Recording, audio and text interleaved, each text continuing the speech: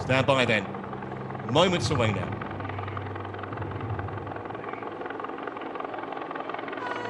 So away we go for the women's grand final. This duel in the desert between Taylor Brown and Duffy, and with several other women just waiting to almost hijack the title if those two women falter. We'll try and give you the maths as we go through the race, just to let you know where things stand and where the athletes stand. It can get complicated. We'll do our absolute best to let you know who's where and what that means. Yeah, I noticed pretty much all of the top 10 have gone to that right side of the pontoon, so maybe that was slightly shorter. Sometimes we see them spread out if it's even, so it's about, I think it's just over about 320 metres to the first buoy, so those top 10 athletes will have a slight advantage there. But this get-out speed is so important. They just need to get to the buoy, have a little bit of clear water so they can avoid that fighting that always occurs at the first buoy. And you mentioned it's interesting that Taylor Brown and Duffy were side by side on that podium. They're going to be watching each other like hawks right through this race, aren't they? Yeah, I think so. There'll definitely be an awareness of where they are, but you can't focus too much on your competitor. I'm sure both of them are just heading into the race thinking about what they need to do to win the race, and once they're on the bike and they can maybe see each other, or they come out of the swim, they check each other, it's like, oh, they know that person's there, but too much focus on each other, they're going to forget about everyone else who's in the field. Yeah, that little table we showed you there is how it stands. Just a few points, 70 odd points between Taylor Brown and Duffy. Looked like Cassandra Beaugrand there in front, so she looks like she's leading that top picture. I think that was her. She's that lovely smooth stroke. But she's led out a couple of swims this year, hasn't she?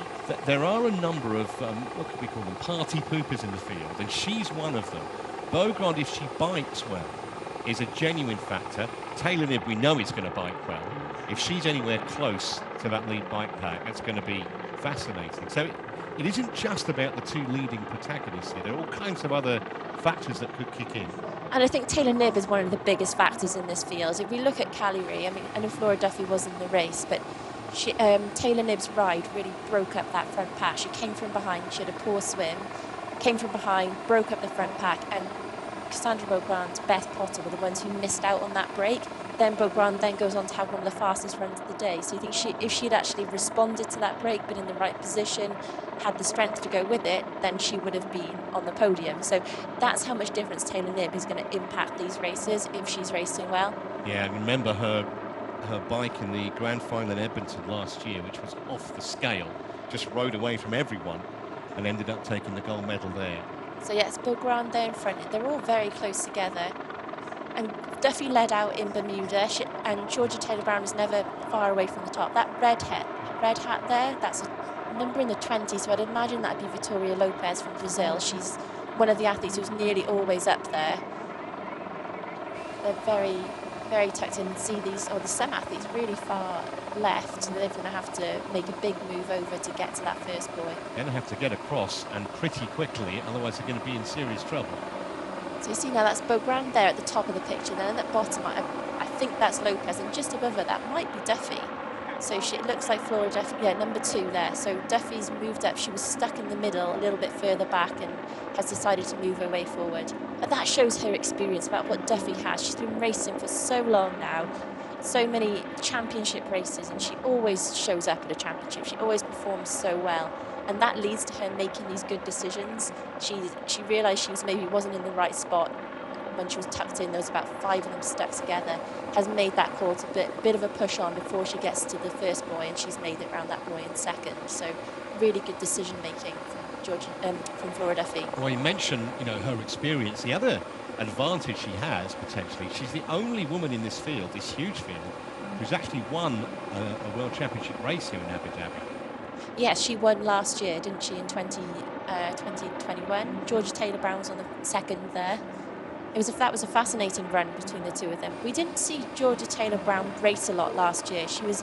She had a really nasty injury leading into Tokyo's for the Olympics, so she didn't race for such a long time before that race. She did that race, then we didn't see a race again then to Abu Dhabi. So this has been her first full season since 2019. So it's been really lovely just to see her do every race, and like she said in her interview, she's learning from every experience. She's trying to correct the mistakes she's making. This is exactly what we thought. Beaugrand out front, then Duffy, then Taylor Brown. Taylor Brown, the Brit, keeping the Bermudian in her sight, just off Duffy's feet. Yeah, Beaugrand, we've seen her at the front for, I think, every swim she's been in, she's led out. Such a smooth stroke. She's actually been swimming and running, I think, the best we've seen her over a number of years. I forget she's only 25. I mean, she's been around for so long. She's been racing. I think she did her first World Juniors back in 2013. So as a young athlete, really young to be entering the juniors, and now we're seeing her consistently near the top in every field that she's in. Yeah, she had a slight knock which kept her out of the Bermuda race a few weeks ago. Of course, she started the season brilliantly. It wasn't just that winning lead. She was fantastic in the Arena Games, record-breaking run, and we know how good she is over 10K. And if her biking is anywhere close, then she will be a serious danger. Yeah, she also led out in Yokohama at the start of the year, but she was unfortunately in a crash, so it hasn't all gone her way this year. There's been a few upsets. She's only got the 3 scores from this year and 1 from last year, and that crash in Yokohama really, I suppose, knocked her ability this year to score some more points. But still lying in the top 6 going into this grand final. Just a reminder, if you're not aware, so basically this is the 9th and final race that counts for the season, and the athletes take their 4 best scores from the previous 8, and then the score they take from today in the grand final. That gives them the total, and that's how the World Championship is decided. So 6.5 minutes or so in the water. Won't be too long before they come out for the end of their first lap. They'll go in again for their second. Beaugrand's really pushing the pace. They're very strung out. They're in a long line. And then it's bunched slightly further back. But this is great. This is really sets up for the athletes that want to break away. And I'd say there's always a chance in the women's race, especially with Flora Duffy. She came out the swim first in Bermuda, hammer down, and it ended up just being her and Maya Kingler for the whole ride. So I would think that's the game plan. We see there's breaks going all over the place. There's about 4, 5 athletes, but there are gaps opening up. Seriously fast swimming here in the first 7 minutes or so. And the back of Duffy's mind, maybe, if she could possibly get on the bike with a gap to Taylor Brown, that would be a massive advantage. From Taylor Brown's point of view, has to try and stop that happening. Yeah, I mean, there's so many different scenarios that could have gone on, and I'm sure it's worth, I think, pre-race thinking about those. What am I going to do if I'm in this situation? What am I going to do if this happens? And I think they're really good things to do, so it becomes a bit more second nature when you're in the race. But there's definitely ideal scenarios, but you also have to cover the bad scenarios because the bad things, so often things go wrong in races. So it's setting yourself up for the best possible race. I think it was Maya Kingler who was explaining that a while ago on an interview that I saw. I know she's a student, might even be psychology, and she was saying that she imagines a race a day or so before it happens, and she actually imagines scenarios where she's in trouble. She gets knocked down by a boy, or she has a problem in T2 or something, and tries to kind of work out a solution in her head to an adverse scenario as well as the scenario that she wants to happen. And that's probably quite a sensible technique. Yeah, it's a really good thing to do. So in third, it is a Brit, isn't it? Is that Taylor Brown in third? Well, we'll see when they come out. But it's definitely Lopez there, I think, in fourth. There are small gaps, so it's really important that if you're the athlete behind, just keeping aware of what's happening in front, because if there is a gap opening up in front, you need to be the one to be able to try and close it down. Coming out now for the exit of the swim is a great chance to see where you are, what's happening, who's close to you. But Beaugrand at the front, just going to continue to push that pace and hopefully break it up. He's got that effortless stroke, the 25-year-old French woman. Swimming and her running are superb. It's just sometimes the bike can let her down. Yeah, I think it does let her down sometimes, and it did in Cagliari, although part of that might have just been positioning. Oh, sorry, so it's Nib now. It's not Beaugrand. Beaugrand slipped back. Potter is out. There's Georgia Taylor-Brown.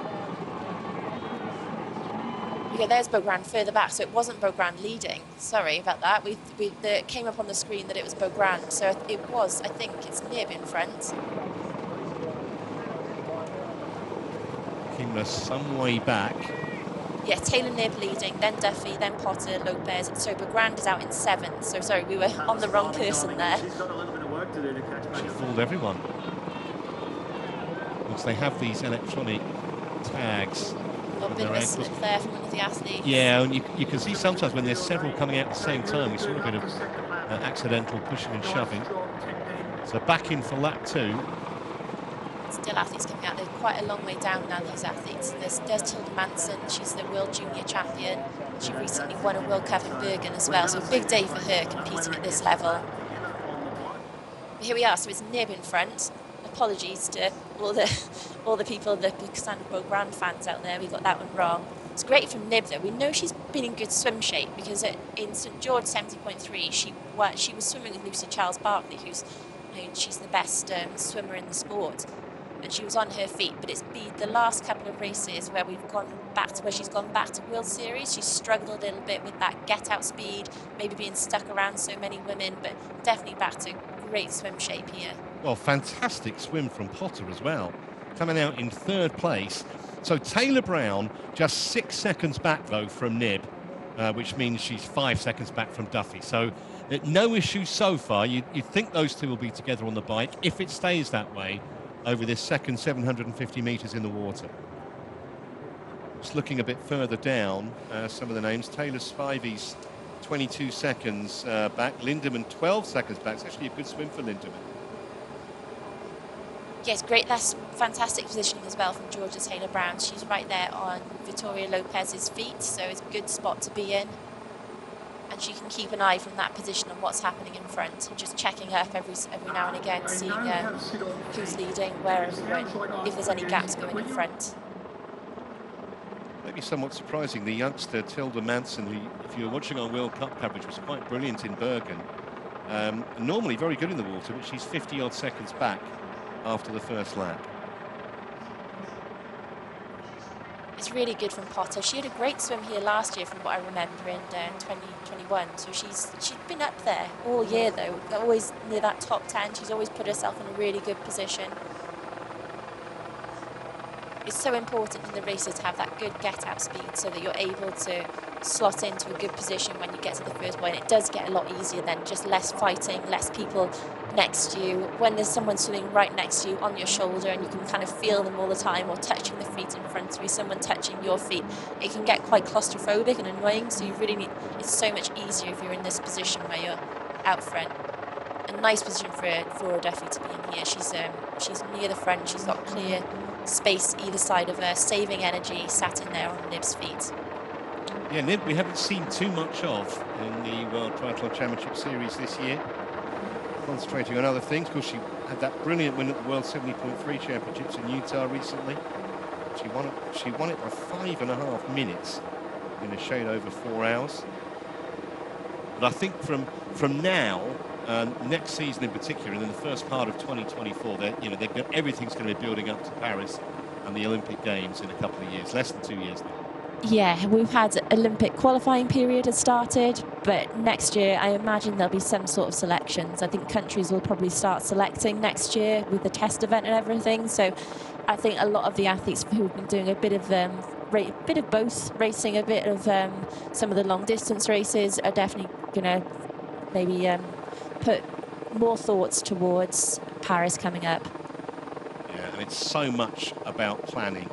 Absolutely vital. It doesn't start a couple of months before the Olympics. It starts way, way back.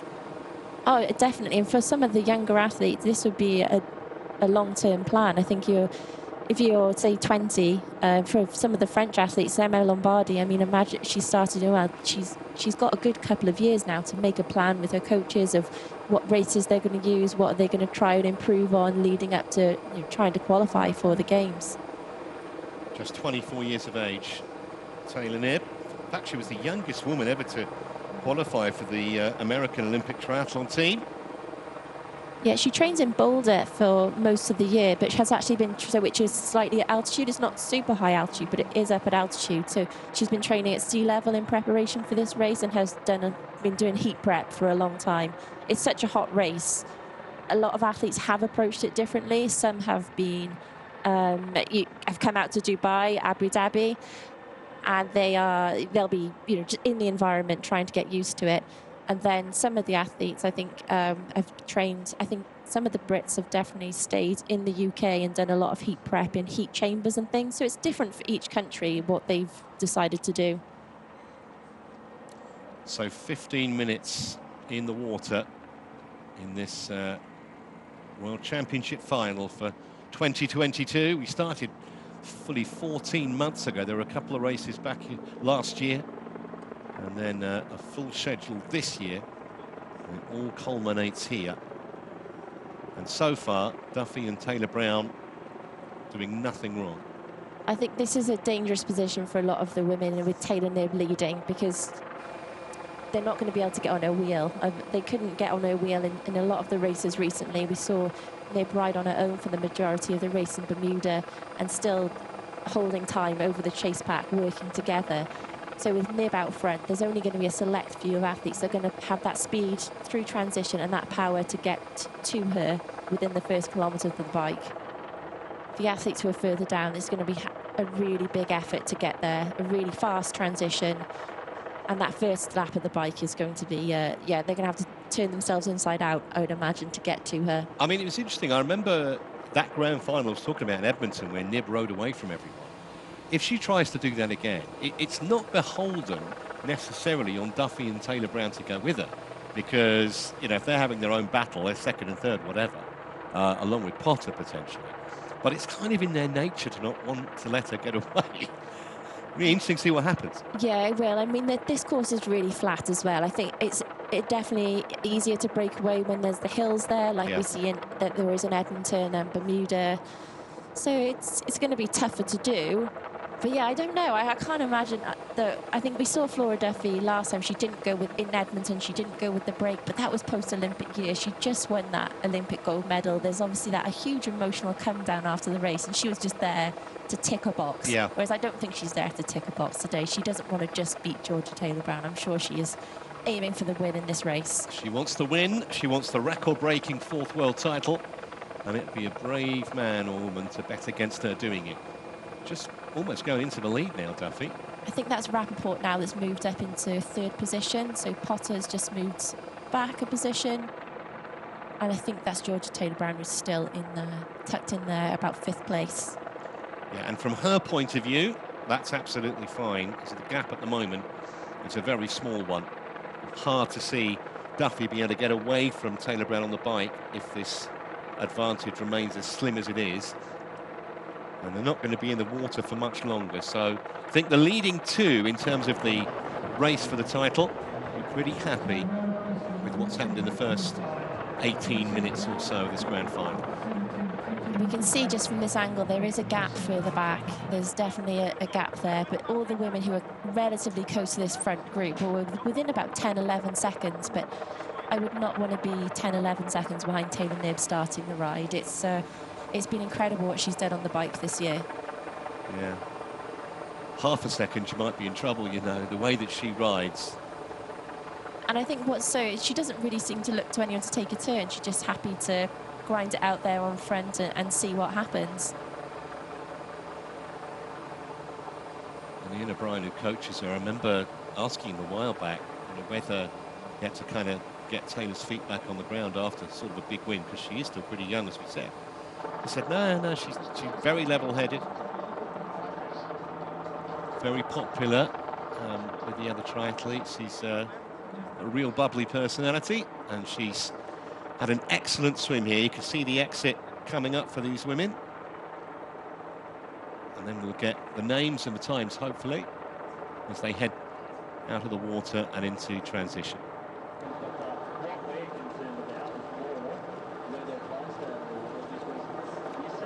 Who's going to be out first? It's Duffy's made the move to the front there. I thought it was somebody had moved up. There's Rappaport. So Knibb just came back a few places, struggling to get out there. Taylor Brown's just gone past her.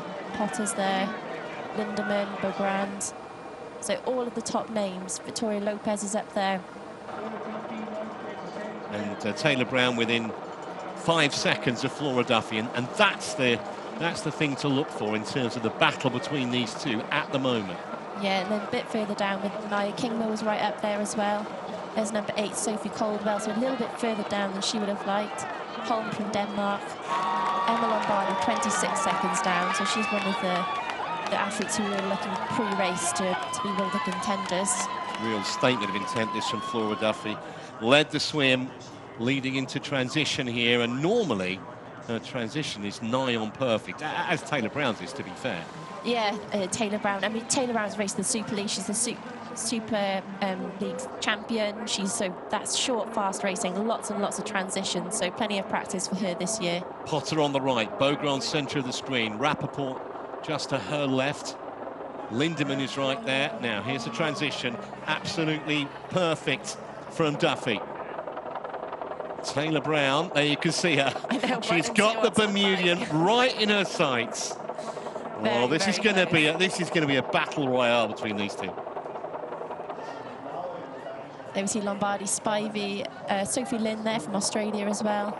She's on the tail end of that, just jumping on a bike there, so the tail end of this front group. They're a lot closer than I thought from that first lap. It looked a lot more strung out. The last few athletes exiting the water. Rita from Mexico, Leher there from Luxembourg.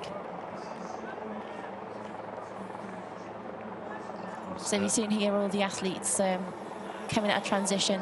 Some of these athletes will be a bit frustrated, maybe a bit further down than they would have liked. I think that was Leonie Perriot there just coming on. Yeah, just looking down the list for some of the names. Lombardi, 24 seconds back. Maya Kingma, similar. Takahashi, the same, along with Caldwell. Here we've got the last athletes. They're just coming out. Didn't quite see their names there.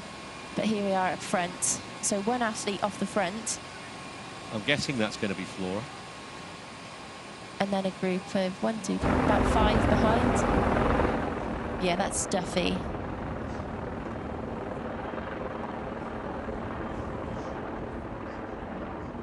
Good transition for Lisa Tersch, made up 3 places. Nib, not the best. She went down 6 in T1. Yeah, Tersch, that's a great swim again from her. She had that podium earlier on in the year in Hamburg, and she had a fantastic performance. But look at Flora Duffy, straight down on her bars. So just going for it. I think this answers the question, is she going to just here to tick a box and try and get ahead of Taylor Brown? Not in her nature, no. To go anywhere and not try for the win. And she's playing catch me if you can at the moment in her quest for a record-breaking 4th world title, as well as being, of course, the Olympic champion. The lead's a narrow one, though. She's got 2, 4, 6 chasers, and then another woman just a few seconds behind. Now the course is really flat, it's fast, there's a dead turn at this end, and there's not too many turns. They go through a tighter section. It's just the road narrows along the coast, but it's from speaking to some of the para athletes who race, that the road surface is really good on this section.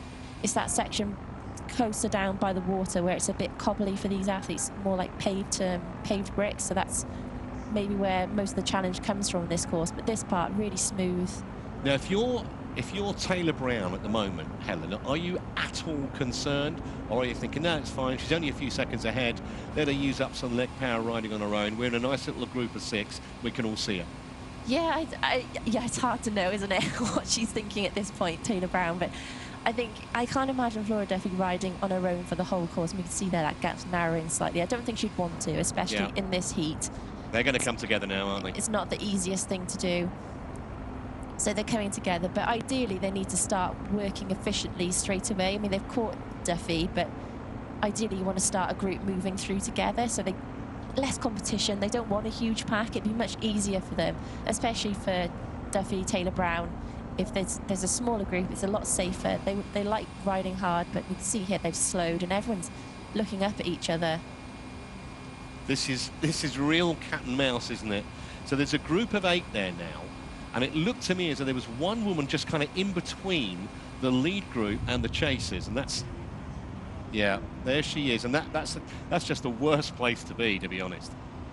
Yeah, that's a tough spot there. So you've got your head down trying to get to the next pack, but it's get to the front pack, keep pushing on, but probably in your head you know this is very unlikely that you're going to catch them, unless you're Taylor Nib. Yeah, and we think Nib's in that leading group.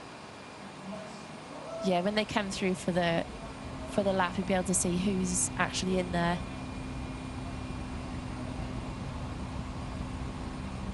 Doesn't say Nib's in those yet. See there, that's Lopez from Brazil on the front. So they've got that small group. I don't think they've started working well together. In this section here, where it gets quite narrow, it's quite hard to get that group rolling through consistently together. And there's a tighter turn just before transition, which they'll have to be a little bit careful on. There was a really large group in the under-23s coming into transition at the end, and it got a little bit sketchy on that bit. A few people had to clip their feet out. Yeah, that's Nib on her own. There she is, so, Nib, yeah. So that's Nib. So it's a tough spot to be in, and she's in that spot because she didn't have the best transition, really. She got a little bit stuck coming out the swim. She seemed to stay where she was on the swim exit ramp for a few seconds. Didn't have the fastest transition and has really put herself in a bit of trouble there. Well, if anyone can catch on, she can. Yeah, I would think she can, especially if the pace isn't on in the front group.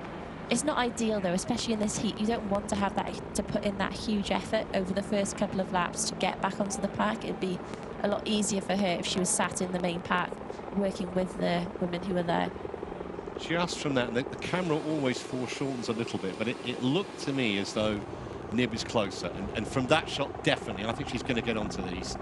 And then they'll have some even greater firepower, and that will make things even more difficult for the main chasing group behind Taylor Nib. It will, yeah, if they do work together. See, I think that's Lindemann there in second position. And there's Nib. Look, she's really close now. She's gonna get to them, especially if they just approach this dead turn. And we should see a small group behind. They'll be, I think, in that group behind, you've got athletes like Spivey who missed it. So she's such a strong rider. She's going to be incredibly motivated to get to that front, get her group working. I wouldn't be surprised if Kingma's in that group as well. Yeah, I mean, Kingma has that really big surge of power, though. She's great at putting a big amount of power down for a short time. So she may have been one of the athletes to bridge over to this front group in the first lap, because that's the kind of, she is that strong. So they come through to complete their first lap of 9. It looks like we've got maybe 9 of them in that leading group now. Yeah, Potter's there, Duffy's there, Tersch, Lisa Meisner. King were actually in the lead group. Yes, she's done really well out of transition and early on the bike to get herself into that position. Yeah, we saw that in Bermuda, the way she jumped. She was the athlete that jumped over to Flora Duffy. That huge, she's incredible on the bike, and it's that ability to put down that amount of power quickly, which is what she's done to make it over to the front. I thought Lindemann was in the front group because she had a decent swim, but she's not up there. We've got the Germans in there, Lisa Tersch and Lina Meisner.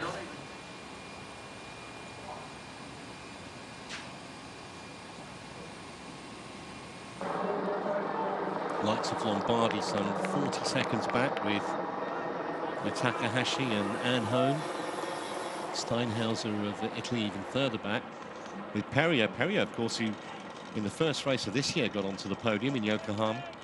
Oh, Perrier's had a really rough year. She got really sick, and just around Leeds time she had COVID, and it lasted a really long time, and built her way back into it, did a few World Cups, but really hasn't been able to hit that early season form yet.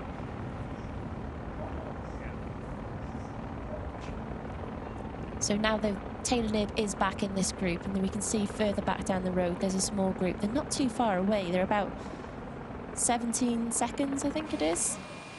Well, Nib being in that lead group can only be bad news for the chasers.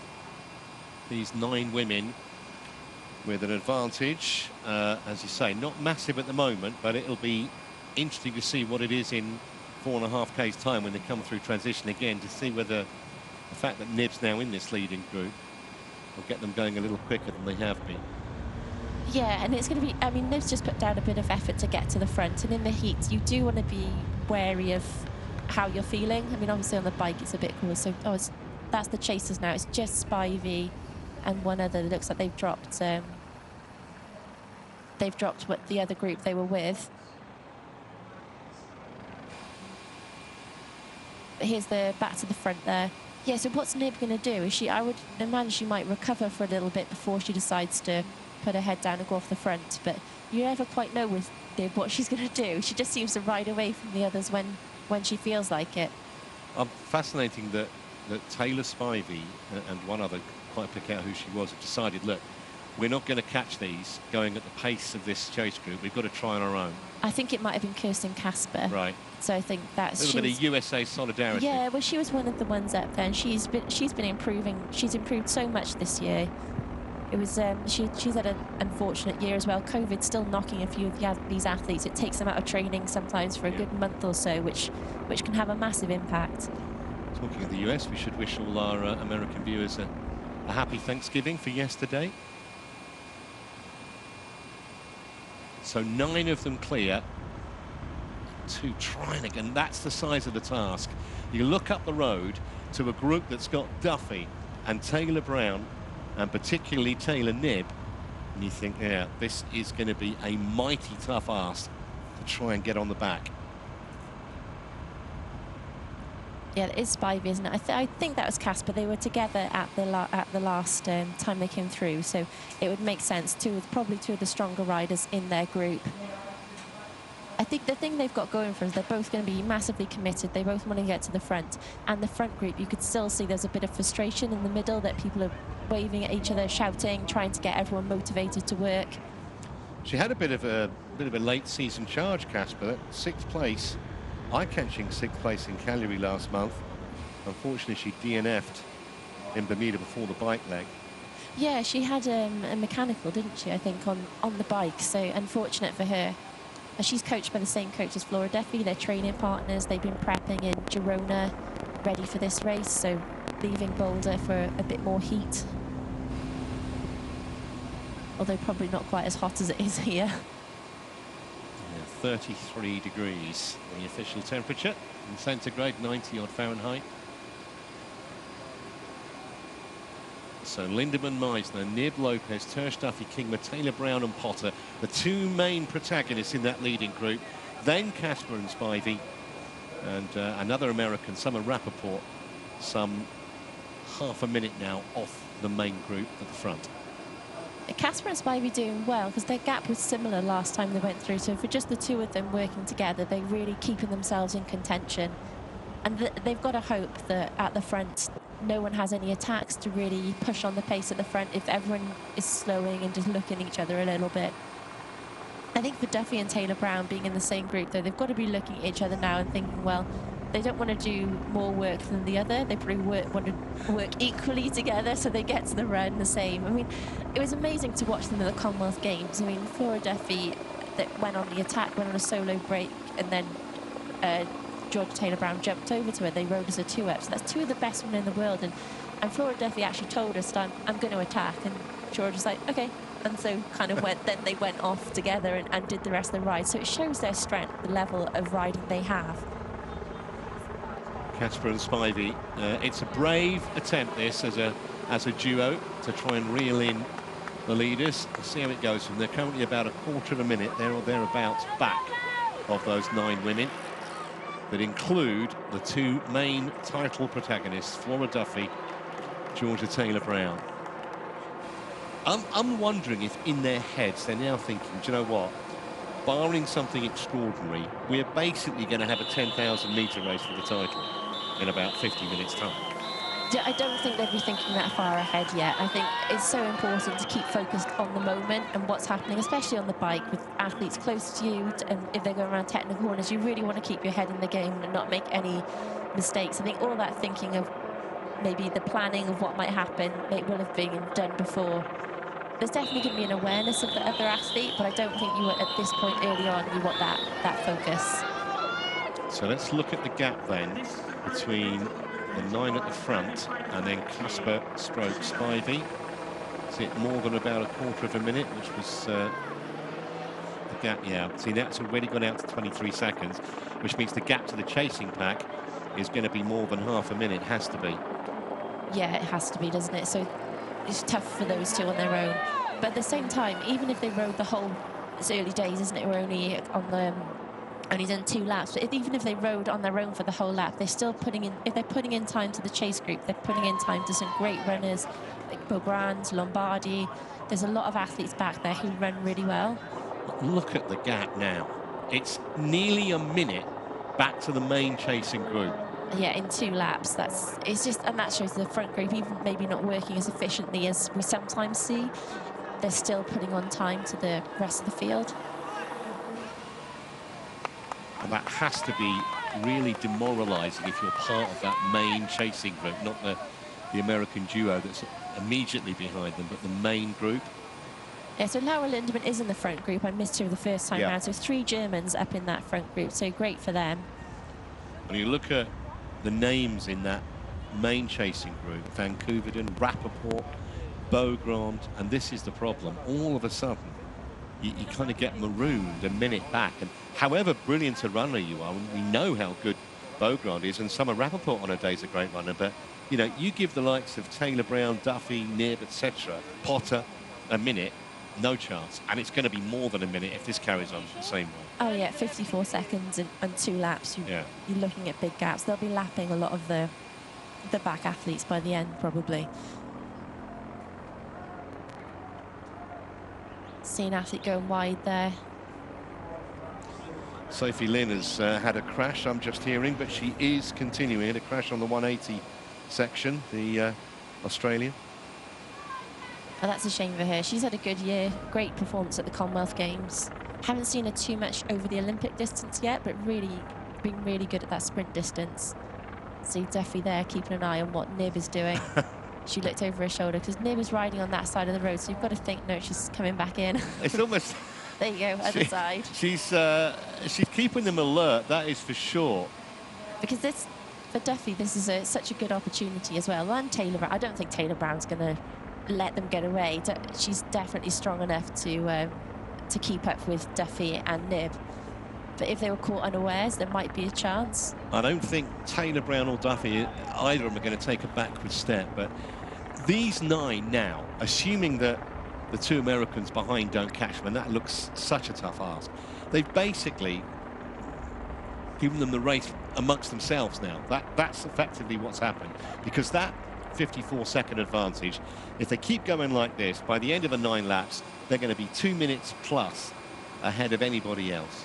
Yeah, I think the only reason they might not keep putting in time is what you see there. Someone goes on the attack and then everyone's watching each other. Then the pace really slows. We saw it go really slow then. They were 3 or 4 abreast. Everyone's looking at each other. So they have to, I suppose, make sure there's still that forward momentum. They're not just sitting up, waiting and waiting. Well, the 2 Americans still valiantly giving chase, Spivey and Casper. Yeah, working really efficiently together. It's sometimes easier just as a 2 than being a 9, although more tiring being the 2, but at least you know what you expect from the athlete you're riding with. Spivey was actually 3rd overall, wasn't she, in the World Championship last season behind Duffy and Nib? Yes, she was. She's also had a podium in Abu Dhabi before. She was 2nd in 2019. Just been the season where she hasn't quite found that cutting edge to get herself on the podium. A whole stream of 4th place finishes.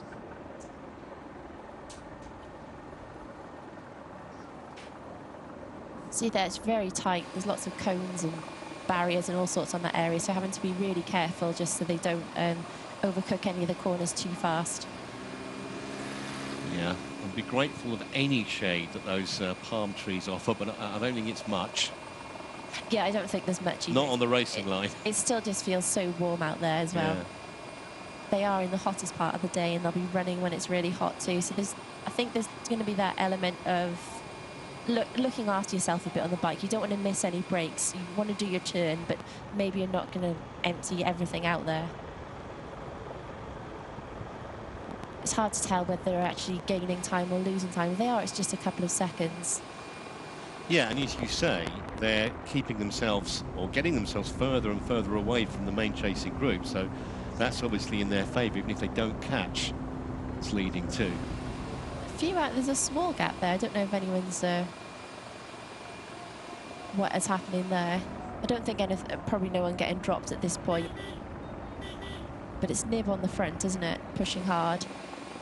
Well, I've only got 7 there in that group. So there's 2 off. So Nib's on the, I think it's Nib on the front. Sorry, it's really hard to tell from these positions, but Looks like there's a small gap, and if that is Nib applying pressure at the front, it could be a few athletes there, yeah, have been dropped off the back of the pack. They've dropped a couple.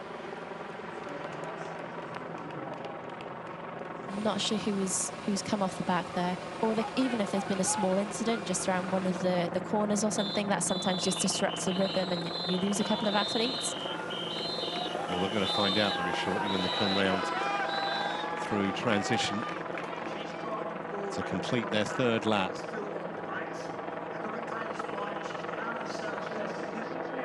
The familiar racing helmet of Taylor Knibb at the front. Kingler is there, and Taylor Brown and Duffy are there. These are Meisner's there, so I think it's Tersch and Lindemann that have fallen off the pace. Well, that could be massively significant, yeah. So Lindemann, who had a chance to sneak into third in the overall series rankings, now Potter has a distinct advantage. Potter, remember, was third coming in today overall. Lindemann had to basically finish 2 spots ahead of her to edge her out of third place. But at the moment, Potter has a distinct advantage. And I think this is what we see from Potter. She's learning from every race. She was so annoyed at herself in Calgary that she was in the wrong position when Nib came through and she missed that break. And here we see Nib doing what she does, sitting on the front, riding hard, breaking apart the field. And Potter's learnt from her last mistakes and has put herself in a better spot and is still there. It has been a real breakthrough season for Beth Potter. First podium in Montreal in June. She got a silver in Hamburg. On the podium again in Bermuda. And I just think, what would it mean for her to qualify for another Olympic Games? She's already been there for the 10,000 metres on the track. So to get to another one would be a massive dream of her. The GB team is so strong. There's so many athletes coming through. It's a tough thing to do, but she's put herself up there as one consistently this year. One of the best. Half a minute, Helen. Half a minute they lost on that lap, the main chase group. Oh, that's a lot. That is a lot. I mean, just saw there Emma Lombardi, so she's a minute 30 down. These are athletes we were talking that could potentially win this race, and we're only a third of the way through the bike and they're a minute 30 down. I mean, you can see just the level of these women at the top, the level they are riding. It's just it's just levels above what everyone else is doing. I mean, you're talking about, in that chasing group, women like Beaugrand and Lombardi, both of whom could easily be world champions in the next few years. It wouldn't be a surprise. Could easily be Olympic medalists. Summer Rappaport has won a couple of these races. I mean, it's ridiculous, this gap, so early. And so there's someone going again. That's Duffy. So Duffy's off the front. So it's got to be Taylor Brown to respond. So Duffy off the front, and it's another challenge to Georgia Taylor Brown. Duffy maybe does not want a straight 10,000 metre race with Taylor Brown, giving herself the best possible chance. And here's the break for the Olympic and reigning world champion. And all of a sudden, there's daylight between her and the other 6. Do you know what needs to happen? It needs to be Taylor Brown needs to pull up. I think the other athletes are going to be like, right, come on, Georgia, this is your job. This is your world championship. And as soon as they get back to her, they want Nib to attack.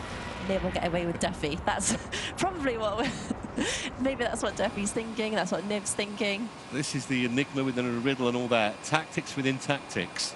But Duffy, you just got to love the way that she races. She's so aggressive, not content just to sit in a group.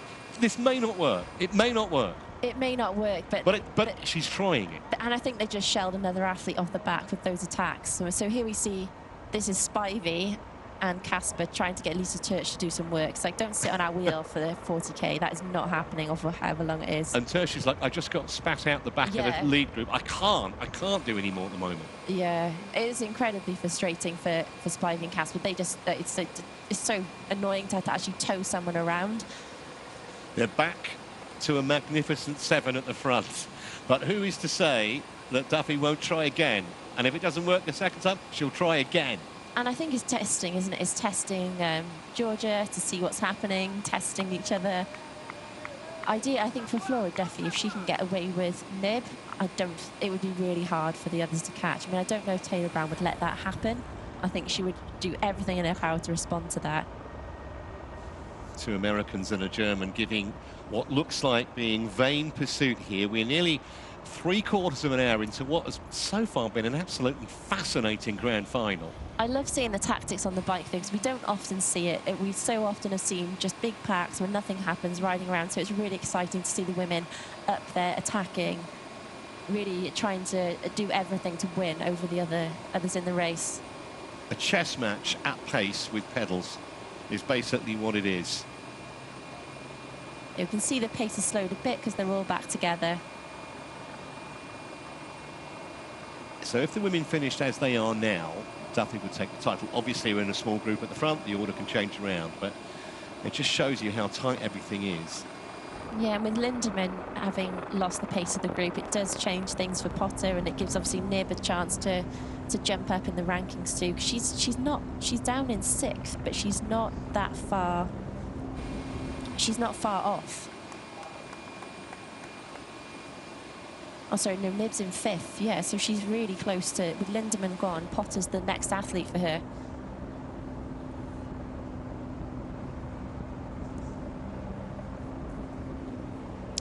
So Lindemann has now come back to the two Americans. And Tersch is off the back. Tersch so just dropped out, yeah. Spivey and Casper might be happy that she's not there after they're trying to push her on to get her to work with them. Well, they might get more help from Lindemann. Yeah, we'll see. Lindemann's obviously kept riding strong and not dropped back as quickly, so there's more potential there for the three of them. But I think this pace is going at the front, and if they keep attacking each other, the pace is going to stay high. So for those three athletes behind, it's going to be tough to bring them back in. Well, I think we're not far away from the halfway point on the bike, so it's well worth giving you just an update on the scenario here. So basically, whoever finishes ahead of the other out of Duffy and Taylor Brown is going to win this title. However, for that to be true, Duffy would have to be 4th or better. If not, then she'd have to be 2 places better than Taylor Brown. So if Duffy was 5th, Taylor Brown would have to be 7th. Through transition then to complete their 4th lap. And Duffy and Taylor Brown battling for the title, separated by, well, a bike's length basically. They've had eyes on each other since they dived off the pontoon at 1 o'clock local time here. I just say how impressive it is from Lena Meisner as well. She had 11th in Bermuda, 11th in Calgary. She's just improving. It seems like she's improving every race, and she's weathered the storm. She must be riding really well. She's weathered the storm better than her other German athletes who are in that pack with her. So incredible performance from her. Even if she doesn't go on and run very well, the fact that she's been able to swim and ride with kind of the top women in the sport so far just shows what a good potential she has, especially moving into that sort of Olympic selection sort of area over the next couple of years. Yeah, they're going to have a competitive mixed team relay squad as well. So it's about a minute back now to the Casper, Spivey, Lindemann trio, because they've dropped Tersch. Tersch will, at some point, I reckon, go back into the main chasing group. And the main chasing group will be a country mile behind. They might be 2 minutes back by the time they come through transition. Remember, it was about 1:25 when they came through on the last lap, and they're just losing so much time. Tersch is 1:07 back now, but I think in the not too distant she'll be back into this main chasing group. I don't think I can see her riding solo for the next 20 Ks. But she looks pretty spent. Oh, this is a big group as well. There's so many athletes in there. Yeah, and that's another reason they're losing so much time. Well, okay, 1:38, so I overestimated it slightly, but it's going to be more than 2 minutes by the time they get off those bikes, almost certainly. Knoll is in that group, Steinhauser, some quality athletes, Sophie Caldwell. Casillas as well. Pretz. Yeah, there's some really strong runners as well. So we'll probably get some faster runs. It's Van der Kay there from New Zealand, Ainsley Thought, so both Kiwis in there. Perio as well.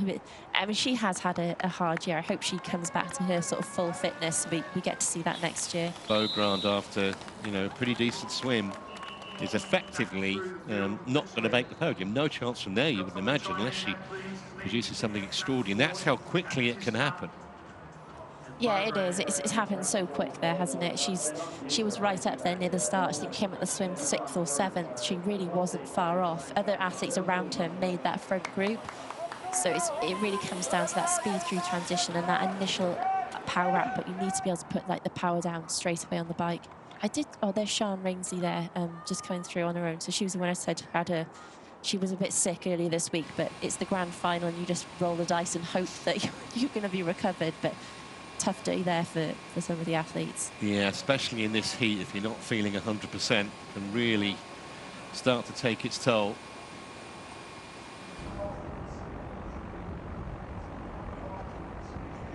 So Nib back on the front.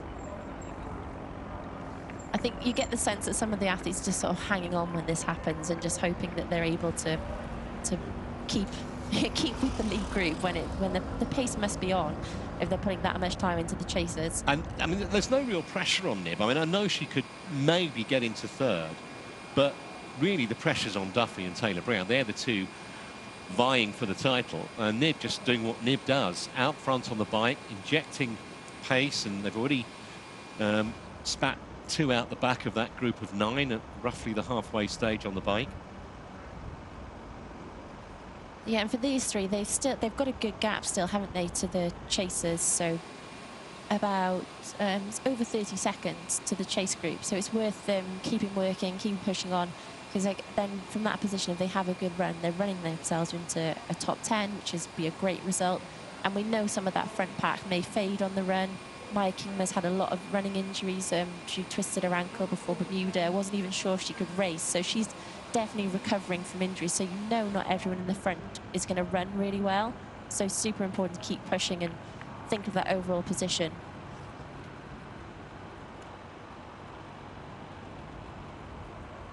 But yeah, Lindemann, a much better riding partner for the two Americans. They are taking turns together. And I think the aim would be to try and keep putting in time to the group behind them. I don't know if they're going to get anywhere close to the front group now.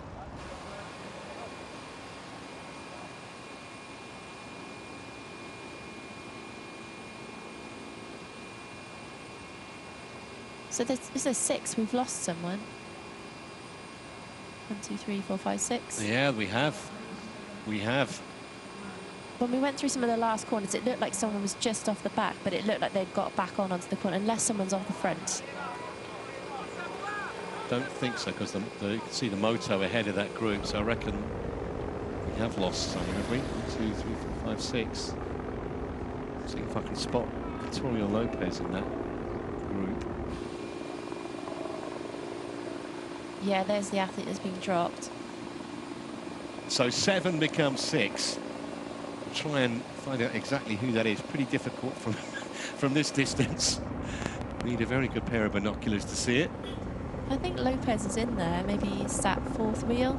That's Nib on the front. I think it's Meisner in second with the, as you can see, the white top there of the German tri-suit. Is it Potter? Maybe, but maybe Beth Potter, yeah. Oh no, that's not good for Potter. Yeah, that's like Potter. So I'm not sure if that's a mechanical or she's just, because she's looking down there at her bike. Well, it's just what she doesn't want. Is that a mechanical or is she just having a rough day? So Potter potentially could pick up a bronze in the overall series, but now this puts that into serious doubt. It's like we said at the start. I mean, the two we're looking at are at the front, but there's so many other things that can happen. That puts Nib automatically jumping ahead of Potter if she's obviously has a good run. Yeah, need to have a look at all the various mass permutations here. But Potter now is riding on her own in 7th place. Yeah, there was a small gap, but it was only tiny. I thought she would have made it up on one of the corners, but it looks like that was just her under pressure, or yeah, some sort of mechanical. Well, even if Beth Potter finished 7th, that's a big ask. It would mean that Nib could get ahead of her by finishing 4th. And at the moment, that looks more than a reasonable proposition. So you see how quickly things change. Yeah, I think it's about 180 points between Potter and Nib, so there's definite potential for her to jump up to that 3rd spot from here. But I mean, depending what happens to Potter, I mean, wherever Beth Potter comes out on the bike, she's still capable of a fantastic run and running herself up into a good position. Which is the other unknown. But already she's 20 seconds behind this leading group of 6 now. Oh, the good thing for Potter is she knows she's got a group of 3 working quite efficiently behind her. So if she does end up that far back, at least she's going to have athletes to ride with.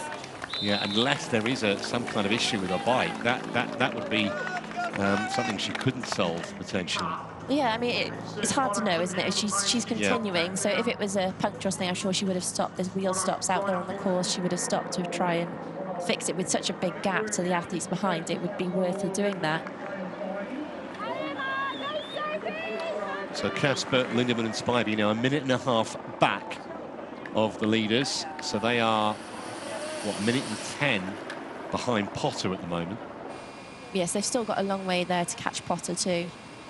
But a minute and 30, so the big chase group, I think they had about 40 seconds over them. So it's really important for these three athletes to keep that good gap over the rest of the field. The last we saw, the main chasing group at 1:38. It'll be 2 minutes at some point, and that might be now, because you can only think there's been more of a pace injection at the front. There we go, 2 minutes and 10. It's Yuka Takahashi there, leading them through, top-ranked Japanese athlete in the race. Just shows how, once again, we emphasise it, top-class athletes can effectively be ridden out the race in the first half of the bike, 2.25 minutes back. Just not the race that any of these women envisaged happening. See Santos, Claire Michel's in there as well, Ackerman from South Africa. Emmy Legault as well. So she's just recovering from a bike crash, crashed out in the World Cup a couple of weeks ago. So it's good for her even just to be here, but still suffering a bit there. Looks like most of the field are in that large group. There's Tilda Manson in the group too. So back to the front, there's still a 6. Yep. And still, Duffy and Taylor Brown keeping tabs on each other. And still Taylor Knibb on the front as well. There's just no one coming through on her, and I don't know. She's not even asking anyone, is she? She's not really even expending energy to wave her elbow to get someone to come through. She just decided, she tried that attack on her own, it didn't work, so I was like, oh well, I'm just going to ride on my own and we'll just drop a few people on the way. Yeah, the Brit and the Bermudian are almost like stalking each other in the most innocent sense of the word. But they have had eyes on each other from the very start. We're nearly an hour in, and they've always, at every stage, known exactly where the other is. Well, they've been next to each other pretty much the whole race so far. They came into transition 1 and 2. Yeah, yeah. Flora has tried that little break on, what was it, the 4th lap, and the other riders, including Taylor Brown, covered it. She may yet try it again. Yeah, there's still time, isn't it? We've still got the 3 laps left to do. Yeah, it's going to be watching each other, and see Taylor Knibb's just applying the pressure, and at this point it looks like everyone's going to look like they're going to be able to survive and hang on to her wheels. So it'll be interesting to see if Knibb starts to sit in a bit and maybe wants to do another attack, whether Duffy and Taylor Brown can use that. Wouldn't be the biggest surprise if Knibb did try something, because you would have to say on all known form that over 10,000 metres Knibb wouldn't be as quick as either Duffy or Georgia Taylor Brown.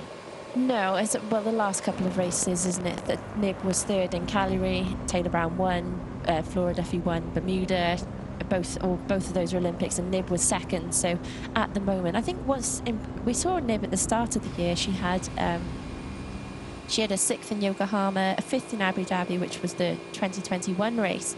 But then she had this huge injury. We didn't see her all summer. So to jump back into racing after such a long break, win 70.3 Worlds, straight back in with 2 podiums.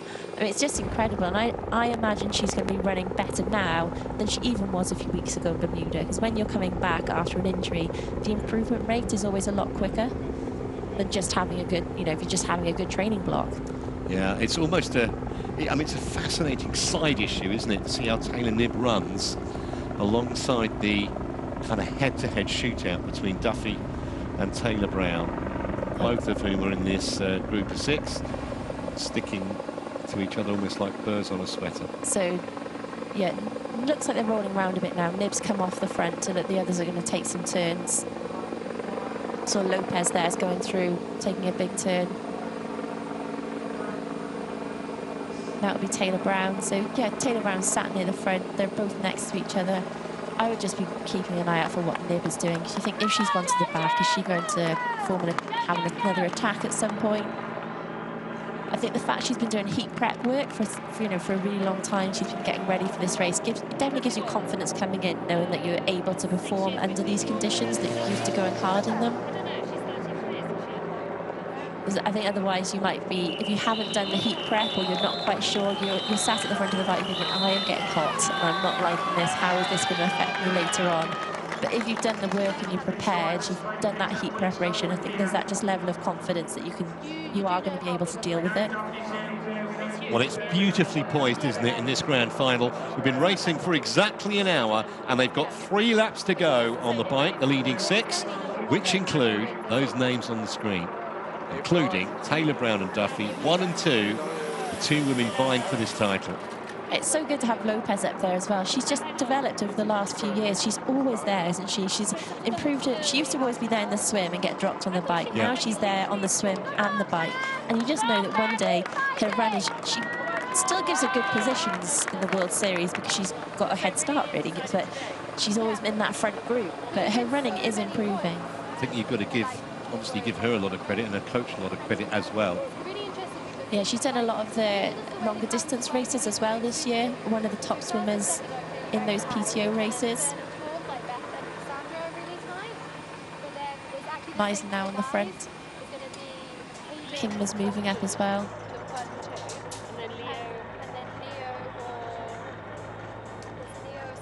Is that Potter coming through? Yeah, well, she's going to be riding on her own for a while, isn't she? She's a minute 6 down now. Yeah. So that means the trio shouldn't be too far behind her. The trio, Casper, Spivey and Lindemann.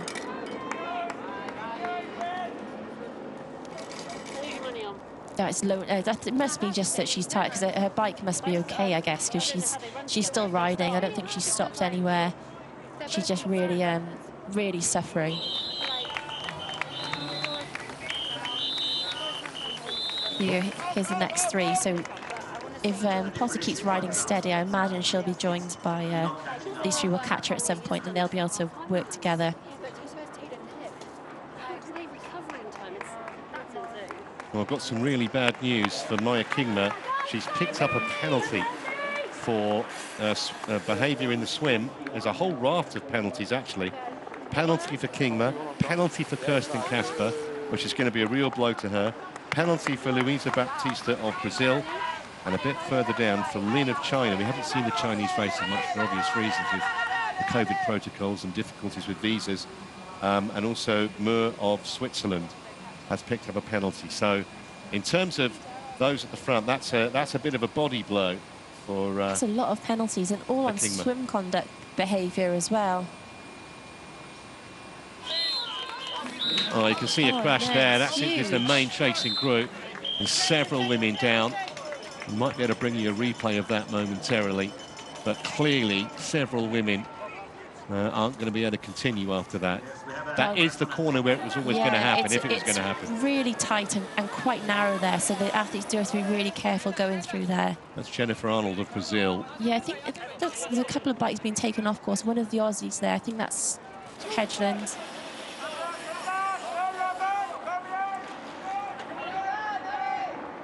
Well, this is what happened. You can see how large the group is round this tight turn.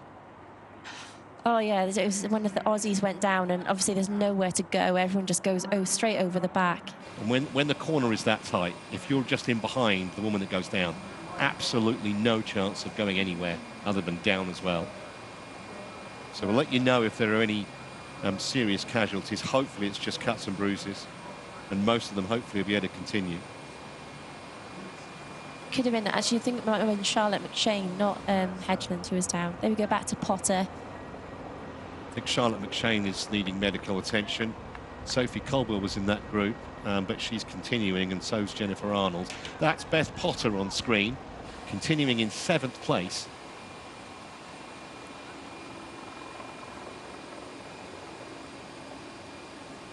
Yeah, she's just got to keep riding. It's just a horrible situation to be in. And we talked at the start about you thinking about what could happen in the race. So one of those things is, what if I get dropped? What are you going to do? It's even having that plan of, say, well, I'm just going to keep riding within myself steady until because at this point she knows she's not going to catch back on. No.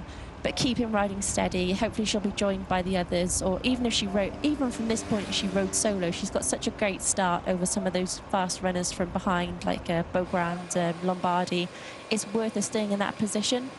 And even if Taylor Knibb kind of steals away third from her, you know, it's still an advantage finishing fourth or fifth or sixth. Still money involved, there's still points involved, there's another kudos involved. So she just want to finish in the highest possible position. And only 2.5 laps to go on the bike. So she's only got to ride for about another 10 Ks, something like that.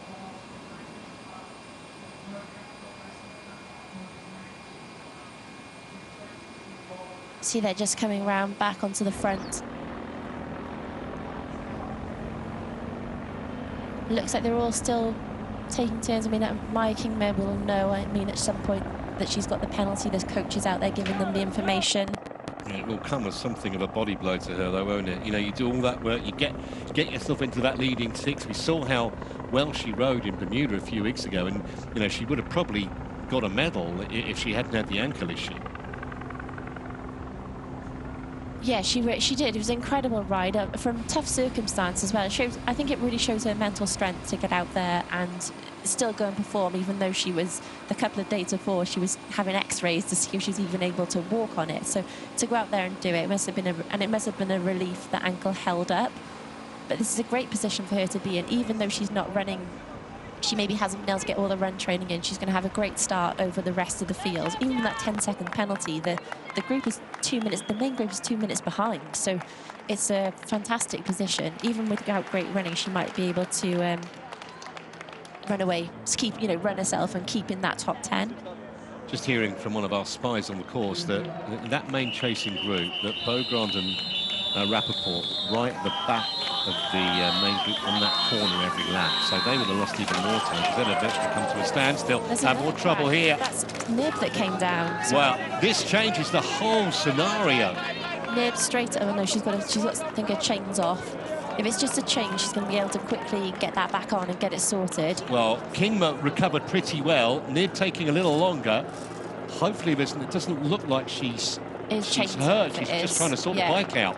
Trying to get that chain back on really quickly. We always get drama in these finals. Imagine if that had been Taylor, Brown or Duffy. As it is, she's able to continue grimacing a little bit, the American, but she's back on. Taylor, Brown, Duffy were in front of that, so it looks like they got away with it. Kingma came down, back on quickly, but Taylor Knibb now just head down, try and get herself back up to near the front, shaking her head there. Really, it's just so frustrating for her. It looked like a really big grimace, and I don't think it was just the disappointment of having crashed. But let's hope there's nothing serious for Taylor Knibb, who now is going to find herself some way back from what's probably four of them up front. It's only Knibb and Kingma involved in that. Knibb and Kingma, so Meisner, is there as well. I think she's fine. Lopez and Duffy and Taylor Brown. Duffy and Taylor Brown. Far away from each other. It could so easily have been one or other of them, or both could have been behind the other two, and that could have been, well, could have thrown the whole title into kind of unknown territory. But as it is, the two protagonists are still up there in that leading group. I think we're going to have a face-off. Here's the crash again. So Duffy, Taylor Brown round first, and just slipped out. Kingma went right over the top. It was great from Kingma to get back on so quick, and Meisner adjusting quickly to get on. But Duffy, Taylor Brown, and I suppose it does show maybe their experience as well, that they know that's a dodgy corner, so the safest place to be is at the front. So it's not just luck there; that's the experience and the positioning as well. Well, if you want drama and if you want kind of case of the unknown in sport, you're in the right place. Four of them at the front now. Remember, it was 9. They spat 2 out the back, got to 7. And then Lindemann couldn't go with them. That was 6. Now we've had 2 down in a bike crash. It leaves us with 4. It's almost like musical chairs at the front, but the two of the 4 are Georgia Taylor Brown and Flora Duffy. That's your lead group on the penultimate lap. And we just saw in the background there's Maya Kingma riding solo to get back on, and Taylor Knibb is riding them behind her. So if Knibb gets some Kingma, they can work together, obviously, to get back to the front. They've only got about 8 Ks in which to do it, though. That's That's the problem. Yeah, it's not. It's not. It's just the positive is that the main group is so far behind them. They're still in a really good position, but they don't want to be in that position. They want to be up front here where the action is, where the podium positions are. The other thing as well is that kind of brings Beth Potter sort of back into it, into potentially getting on the overall podium, because she's now obviously a lot closer to Taylor Knibb. We'll get the exact timings. Also, we don't know what effect that crash has had on, what effect it'll have on her run. She has done herself a little bit of damage. And as Helen said earlier, basically this is the end of the season. This is the swan song. So unless you've broken something, you may as well carry on if you can. Yeah, unless you're seriously damaged. I mean, I think a few athletes have other races on, maybe some longer distance racing over the next few weeks. There's a few coming up. But I think this will have been the big focus, especially as we're getting deeper into the Olympic qualifying period, and athletes will start to adjust their thinking just for staying on the World Series. Well, it's all been happening here, and we still have no clue about the destination of the world title. There's two of those women on your screen, Taylor Brown and Duffy, separated by a bike wheel. They were separated by a small amount of water in the swim. Never been very far away from each other once they got into the saddle. So it looks to me as if it's going to be a straight shootout over 10,000 metres. We'll see. So the last split, Maya King was 16 seconds down, and Taylor Knibb is a further 5 seconds behind her. So those two are very close, and if they get together, they could really try and work back towards the front on the last lap. But I think you're right. I mean, I think this is what we wanted to see, though. It just come down. We didn't want anything to happen to them, no mechanicals, no crashes. And we see how evenly matched they are so far on the swim and the bike, and it's going to come down to that run. Have you got a timing, Helen, on how far Potter is behind Knibb? I'm not sure if she's come through that split yet. It's going to probably be significant, though. Just curious as to how if that crash has done anything to inhibit Knibb's run at all. I think the last check would have been about a minute and a half down for Potter. Right. So that may yeah, she's still quite a long way down. I think that inhibiting, if it's not too bad, I don't think you feel it till the next day. You've got so much adrenaline flowing through you at that point. You hit the deck and you just straight back up. You fix what you can and you keep going. And then afterwards you look at yourself and see cuts and blood and all sorts of, or bone. I mean, if it's a really bad, if you've broken a bone or something, it'd probably be too painful to carry on. But adrenaline can get you a long way in these races.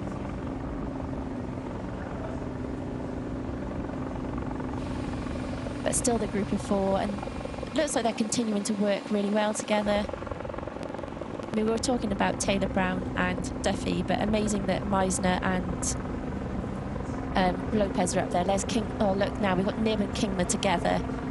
So that's, I mean, how ridiculous is that? How quick has Knibb got back to Kingma? It seemed like she was changing her. She was sorting her chain out. It seemed like forever. Yeah. I mean, to her it probably felt like even longer. But she's closed that down in less than a lap. It's absolutely incredible. It's the talent, but it's also the mental strength of the woman. You know, because it comes as obviously a crushing disappointment to go down like that. And she's taken probably 20-25 seconds longer than Kingma to fix the bike, remount, and she's caught the Dutchwoman, and they're racing in behind the leading four, who are coming towards the end of their penultimate lap. Taking it easy around that corner that time. With good reason. With good reason. So these four are going to hear the bell.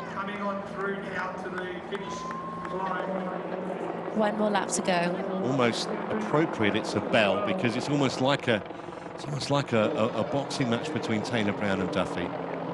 It's the two of these, the two women in direct competition for this title. And it's been effectively blow, counter blow, punch and counter punch. If you were scoring it, you'd have it level. No, I think until this point they've got such a big gap, and they'll be having timing splits. They'll know how far they are in front. And now you think Taylor Brown and Duffy have to be just this lap is just making sure you get all that. You know it's going to come down to the run now. It's what hopefully they will have. I'm sure they would have thought about what their tactics are, especially with it being so hot. That's going to come into play. And over this last lap, just making sure they've taken like any nutrition they'd planned to. Make sure they've got in there like that water, that cold water. They can have coaches at certain points to give them extra ice and maybe cooling bands and all these different things. So making sure that strategy is there, because in the heat of the moment, when you're so focused on the race, you don't want to forget these things, because that one missed gel, the drink you didn't drink because you were so kind of into the race, that's going to take its toll on the run, the latter stages of the run. Well, you have to say, Duffy and Taylor Brown have produced the perfect race so far. Both excellent in the water, top class on the bike. They've stayed out of trouble, and careful round those corners, and they've kept a beady eye on each other throughout proceedings. So Kingma and Nib, they're still a bit off, aren't they? You can't see the lead four ahead from this angle. The interesting thing is that we've got the likes of, can Meisner and Lopez, would they be able to stay ahead of the likes of Nib on the run if Nib is giving them 20 seconds advantage? Maybe not. Going back a little bit further, this is the Spivey Lindemann. So it looks like they've got Potter with them now, have they? That Potter on the back? Yeah, she's with that group now. So that's probably a better place for her to be. She just needs to stay with these three. She's had a rough ride, but you can see there she's really hurting. She's even losing a little bit of time just out of that corner. She really needs to hang tough and stay with this group of that group of three until the end of the ride. But she's having a tough day out there today, Potter. So, and especially, that third place is on the line, isn't it? It's probably gone. Absolutely. Yeah, so 1 lap to go for Potter, less than a lap for the leading quartet. And Flora and George are still stalking. So that was the chasing group, but up front we can see as well that the two main protagonists have got each other in their sights, as they have had from the absolute get-go. So I think Nib is about 20 seconds down on the lead group of 4. There's Taylor Brown at the front, smoothly now working together. I mean, Nib's been running really well her last couple of races. You have to run well to get on a World Series podium. You don't come away with a second and a third recently from not running well. But Meisner's definitely on the up. She's improving loads. Lopez probably the weaker runner out of there, but from the position she's in, she may get a top 10 here, which would be a fantastic result for her.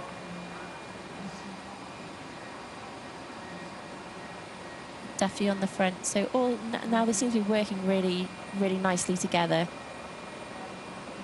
So they've got less than 3 kilometres now on the bikes, and the transition will be key, more in the scenario that if one or other makes an error, just loses some time, heaven forfend, picks up a time penalty. And we saw Flora pick up a penalty in Hamburg, albeit she still won the race, and that was a sprint as well. It wasn't even an Olympic distance. She still won with the penalty, but can't afford to do that today.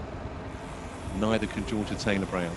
So Nib and Kingma, the last split I've got on here, if that's correct, they're about 27 seconds down, so they've lost a few seconds, but it is just the two of them there.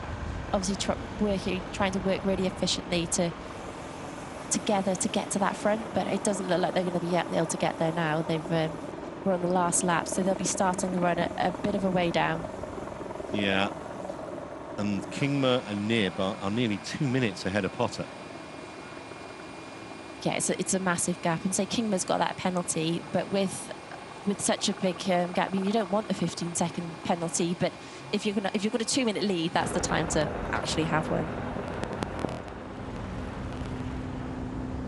Feels like after that small crash, this front group looked at each other a little bit, but now they are working really smoothly together, and they're putting time into Kingma and Nib.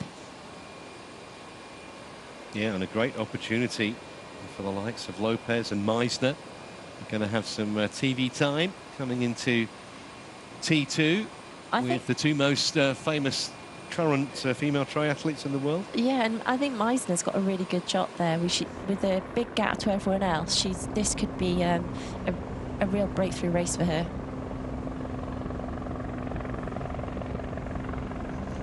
concentration etched on the face of Flora Duffy. Yeah, I mean, this last bit, you just don't make any mistakes here, isn't it, in the last part of the race?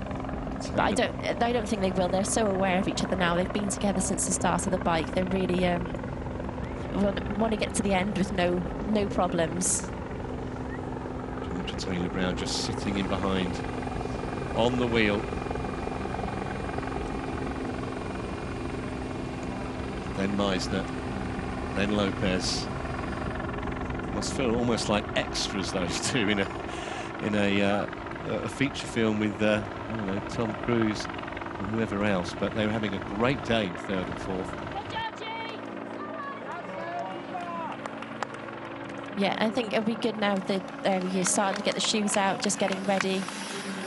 And this is where it comes down to, isn't it? And it's not, I think, important for Duffy, Taylor Brown. I'm sure with their experience they're not, but just focus on what they've got to do for the next 10K, not even think about the outcome. It's just getting through stick to their plan of what they're going to do. So one more corner to negotiate, and then they'll be off the bikes. Remember, they must get off before the line, otherwise that's going to be a 15-second penalty. And a 15-second penalty would be an utter disaster for both of them. Looked okay. Now, yeah, looks smooth. Second thing is no issues when they go to wrap the bike. I just don't think they're going to make those kind of mistakes today. Look at them side by side running into transition. It's fantastic, isn't it? Side by side the whole race. Yeah, 2 for the title, 2 in line. Now, who's going to get away first?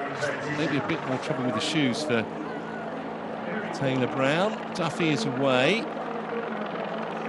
And it was actually Taylor Brown that got away first, ahead of Duffy, but Duffy has the Brit in her sights, and this is going to be fantastic. We've got, effectively, a 10,000-metre shootout for the world title here between, undeniably, the best 2 women in world triathlon at the moment.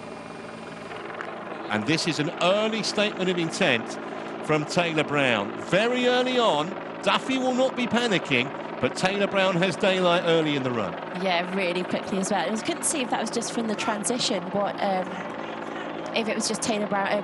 Flora Duffy was a little bit slower there, but Taylor Brown super fast out of transition. I was just about to say, I wonder if they'll, if they'd come out roughly together, if they'd run together for a couple of laps or what, or one or other would have taken the initiative. Well, here's the answer, and it may have been buoyed by a somewhat better transition, but Taylor Brown is out front from Duffy. Lopez has just got to keep it going, finishing as high a position as she can. She's put herself in a great spot to get a low number in this grand final.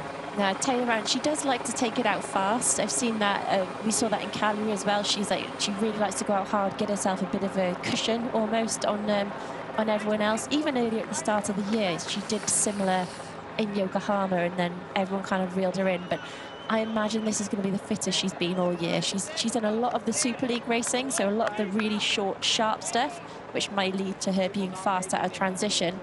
And Duffy definitely been focusing more on building her 70.3 speed, so maybe more have a bit stronger over the back end. It's so hard to tell, but Taylor Brown really taking it out fast, and it's for Duffy to see whether she wants to respond to this early pace or if she's just going to do it her way.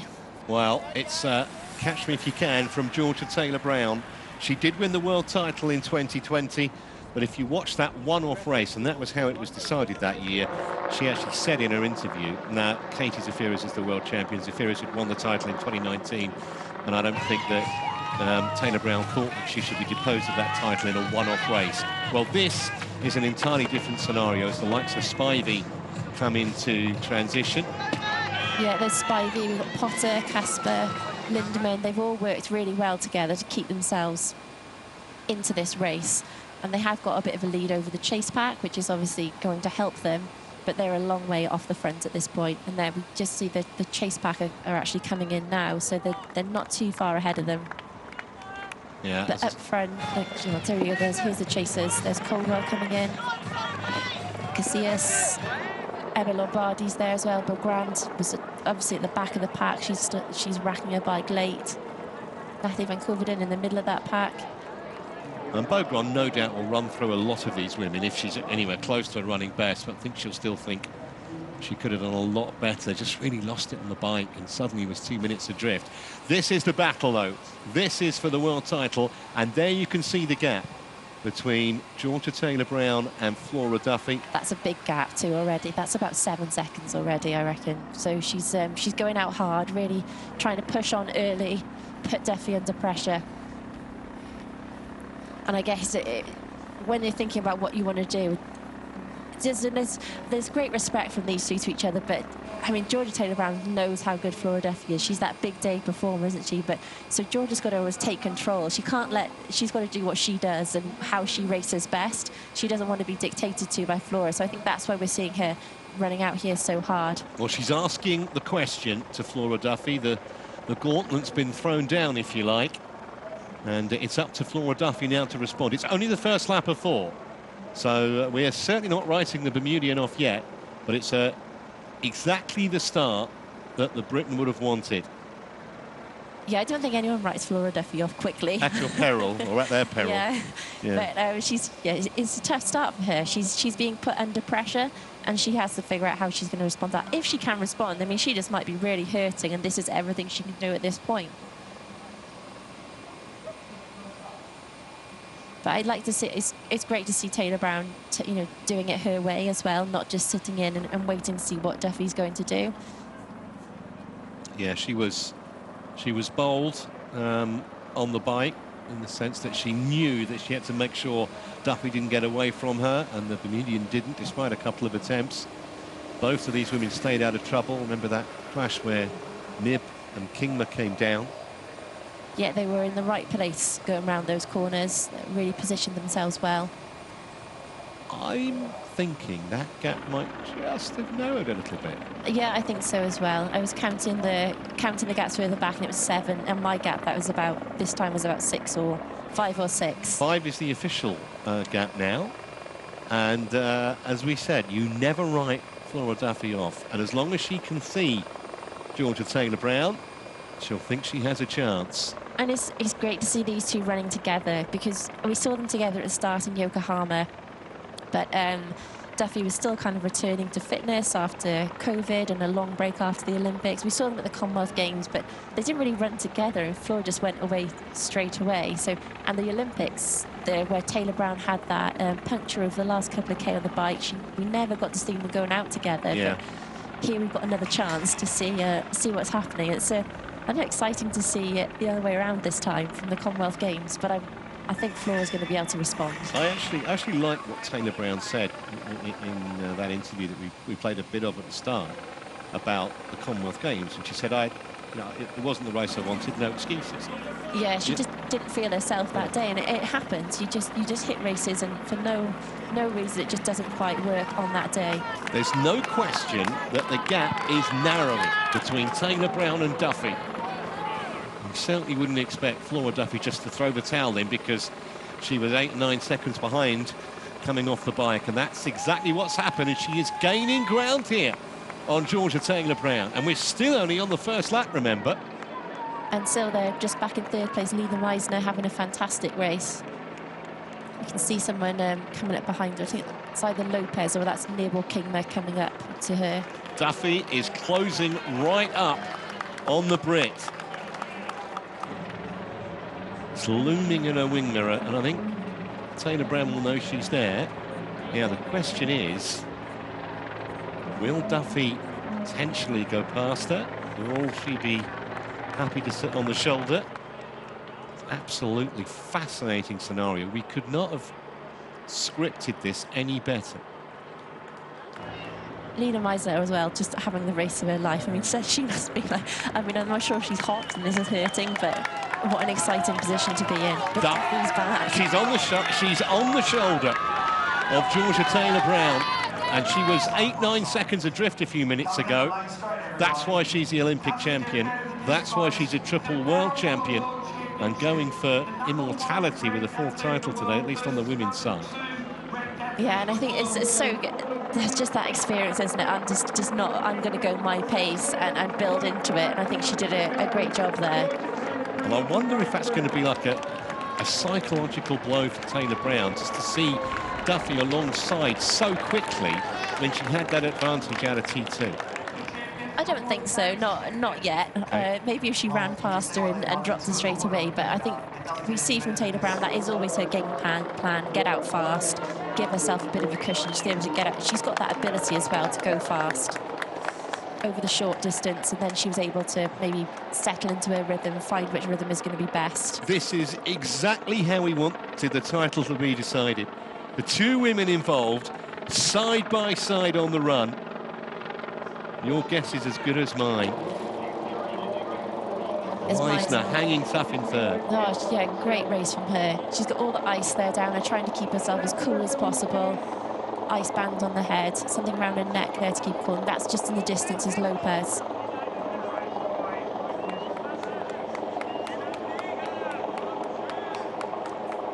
So after Lopez, you'd expect it to be Kingma and Nib if they're still out there and obviously not injured from coming down on the crash. See the, oh, there we go, back to the front. They've just got that short, sharp hill really out of transition.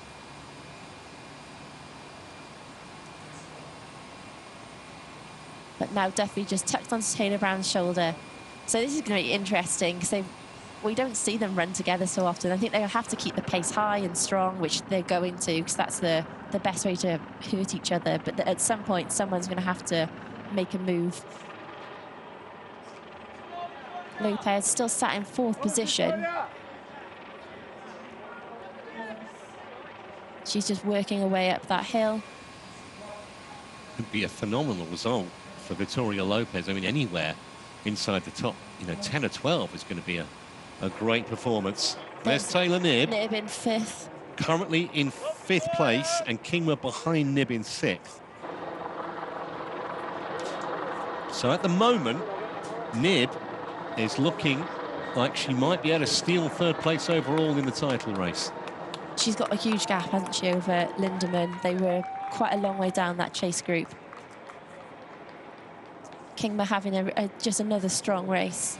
It's coming back from having that crash, and obviously Bermuda, it hasn't been her year. Quite a few things have gone wrong for her this year, but still in a really decent position overall in the series, coming in ninth. And she had that ankle issue in Bermuda, but she still looked brilliant on the bike, didn't she, even with that? This is the battle up front. Nothing between, literally side by side, Taylor Brown and Duffy. Dueling in the desert for this title, and you just can't find a favourite at this point. No, both of them looking comfortable, looking relaxed. I mean, it's a hard day in this heat, and even if you prepared for it, it's tough. It doesn't feel very nice. You have to, just do everything you can and keep yourself as cool as possible. Just trying to see if we can find out where Beth Potter is, because obviously she's going to be still potentially involved for the third place overall if she can make up some places on the run. I think she's still out there. We haven't had any information that she's stopped. I mean, Laura Lindemann is a long way down.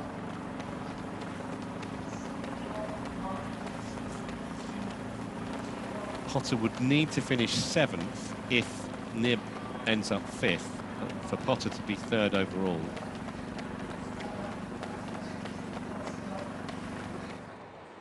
So here we go. These are the ones athletes are a lot further back. There's Bergrand. She's already up to Spivey. Lombardi's there. Perio. So these are the fast runners we're seeing moving further behind. But they've just lost so much time. They're just not going to have an impact. But especially on the podium, they might have a chance to get into that top 10 at this point. That's what they're aiming for. But with there's Meisner. So we're seeing third position here.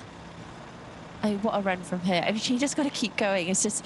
It's hard. She's in no man's land, and she knows there's going to be people chasing her down from behind, but just keeping strong, focused, keep looking forward and taking on all the ice and cool stuff she can.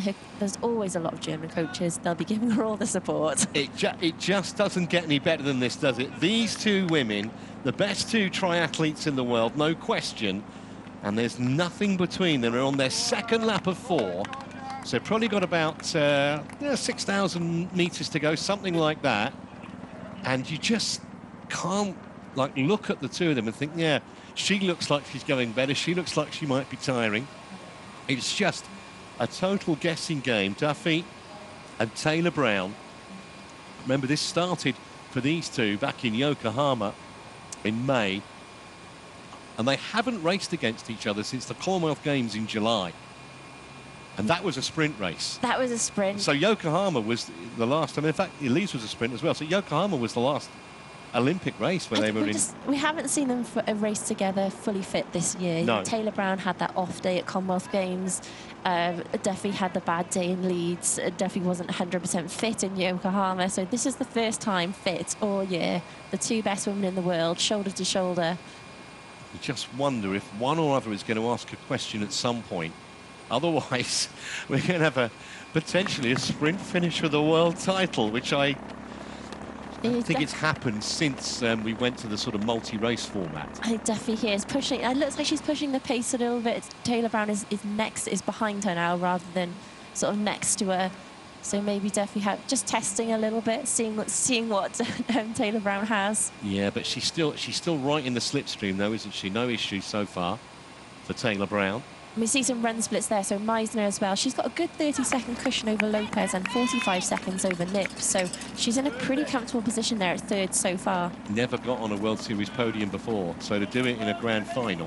Well, 11th has been her best until now. Been magnificent. Yeah, the Olympic distance must suit her because her last two races, Calgary, Bermuda, both 11th. It really plays to her strengths. Yeah, yeah. So, you know, a little clue in the sense that she's been performing pretty consistently, but surely this would have been way beyond her wildest dreams to get a medal.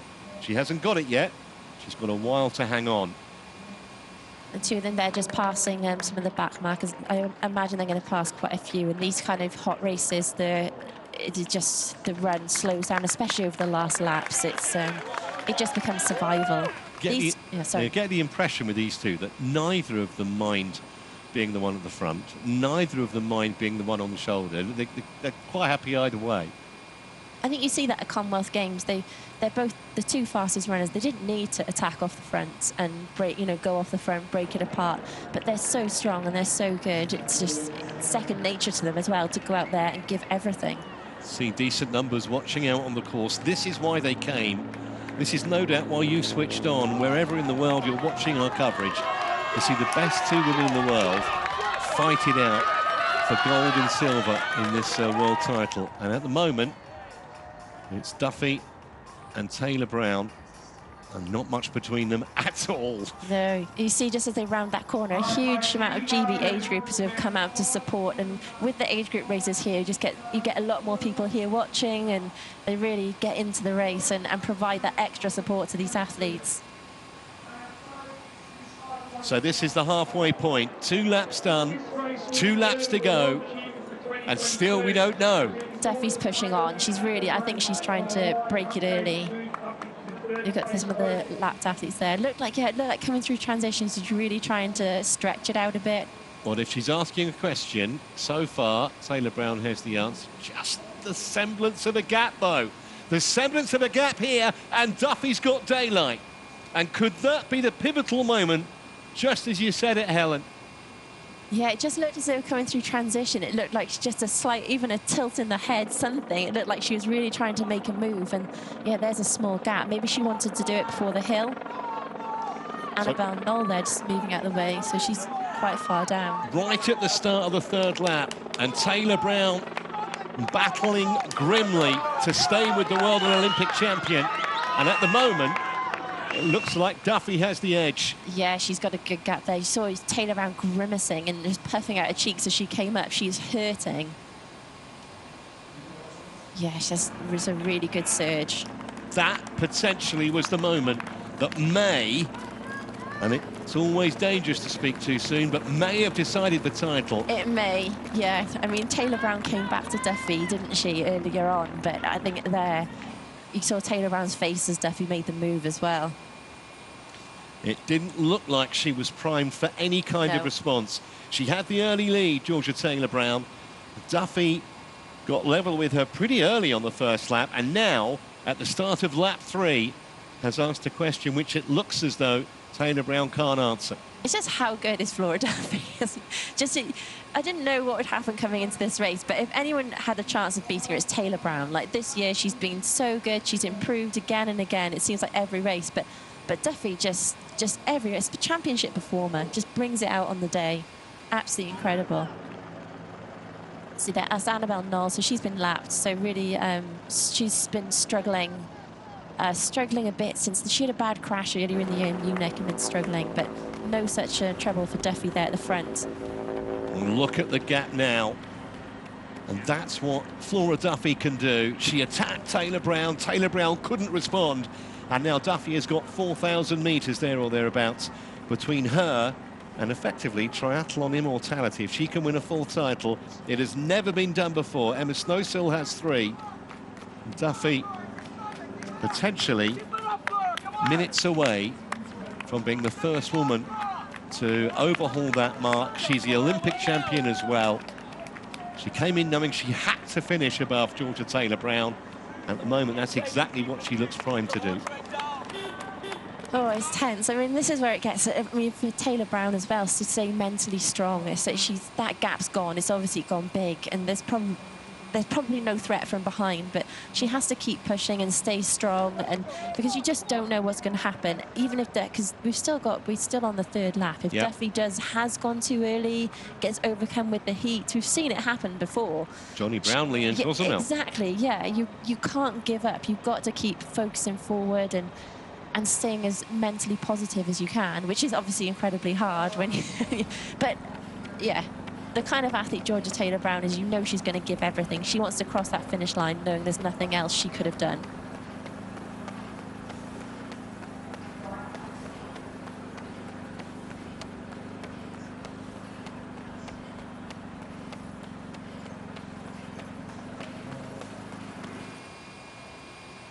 But that gap has really opened up so far. She's got, it must be about 10 seconds by now. Absolutely incredible in such a short space of time. Blink of an eye, isn't it? You know, a few moments ago they were side by side, and now there is a big gulf between Flora Duffy and Georgia Taylor Brown. And Duffy just does not know when she was beaten. I have to say, I was a little concerned for her when they came out of T2, and Taylor Brown had that advantage early, but Duffy didn't panic, and she got herself on the shoulder well before the end of the first lap. And now, well, you need a decent pair of binoculars to see Georgia Taylor Brown in the distance there. She is way back. And Lena Meisner, last we heard, still gamely hanging on to 3rd place. Yeah, she was about 45 seconds down, I think, on the leading pair, which may have gone out now with this surge from Duffy. You often see over, well, especially the last lap, that the front pair, those athletes at the front just exponentially just get further and further away from the rest of the field, because the front are racing, and in this kind of heat a lot of the field are just surviving. They're just getting round 10k. You're counting down the laps, the steps, till you actually get to the own, whereas these at the front are focusing forward and are trying to attack and obviously think about surging and pushing on. 12 seconds there to Taylor Brown. 12 seconds, a lead that she's eked out so confidently, so quickly, and it looks like so decisively as well. Yeah, it really does. And Lena Meisner, I think the last time when they came through on lap 2, Taylor Knibb was about 45 seconds off that podium. Victoria Lopez is about 30 seconds. She's in 4th. Then further back, you've got Leonie Perriot and Lombardi running really well. Probably the fastest movers a little bit further back. So it looks at the moment as though Taylor Knibb is going to get herself 3rd overall in the series. Yes, it does. I think Potter's fading. That's from our last splits, so I think that would be, yeah, Potter out. But Taylor Brown here, look, she's still nice and relaxed. She's still running really well. She's got to keep doing everything she's meant to be doing. It's like taking on the ice, keeping cool, even though the race is going away from her. She wants to make sure she gets to the finish line. Just about concentration now for Flora Duffy. Yeah, if my timing's right, I think Beth Potter's down in 29th position, so a very long way down if that is the case. So that would be Nib moving up, because Lindemann is also not featuring up there in that top 10 currently. But this, from this angle as well, look at that gap. It's just going further and further. We see Taylor Brown there's got some, she's carrying some water or ice, just keeping herself cool. There's still over another lap to go, so you've still got a good amount of running left.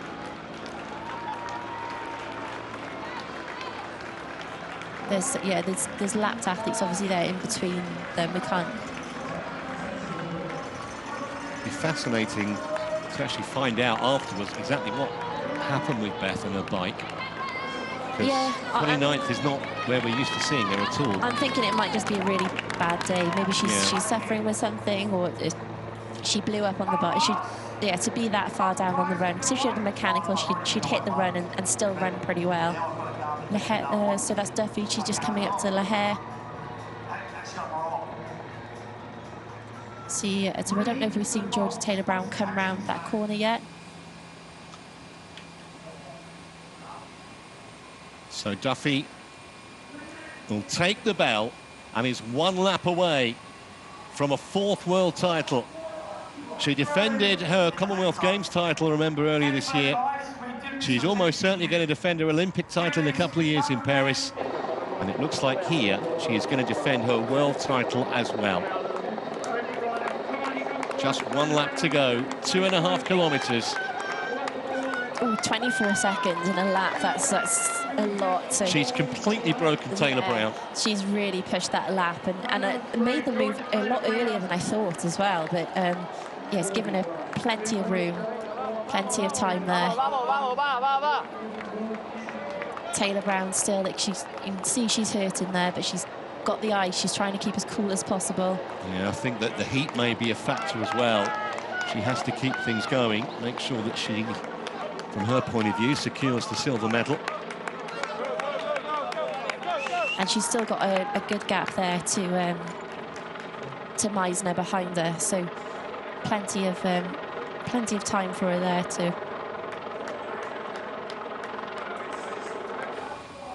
They're back to Duffy, and she's just going to be passing and athletes after athletes. Quite nice in a way. She's out front. That gives us something to aim for, work towards, go and pass. It's not just Flora Duffy's talent, which obviously is immense. It's the mental strength that she has, the belief in her ability. And through it all, she's remained an incredibly modest, really personable young lady. Yeah, and I listened to an interview with her that she did in the middle of this year, and she was saying about she wasn't sure she still wanted to do it. She prepared for Yokohama. She's like, I've done everything I wanted to do, because winning that gold medal had been a dream for years. And then she went to Yokohama and she was 3rd, and she was like, she loved the run where she was running alongside Lombardi, Perriot, just fighting for it. And it really brought back that drive. Like, this is what I want to do. I want to go again. I want to try and win another World Series. So, her desire to win is just still as great as ever, even after everything she's done over the last couple of years.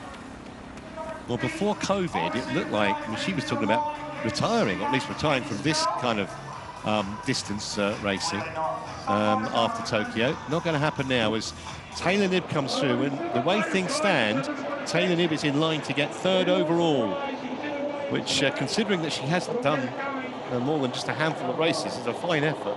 Yeah, she's passed Lopez. Knibb has passed Lopez, and now she's Lopez just behind her. She's still got, it's a long way. There's what's that, 45 seconds to get to Meisner, so that's still a long way.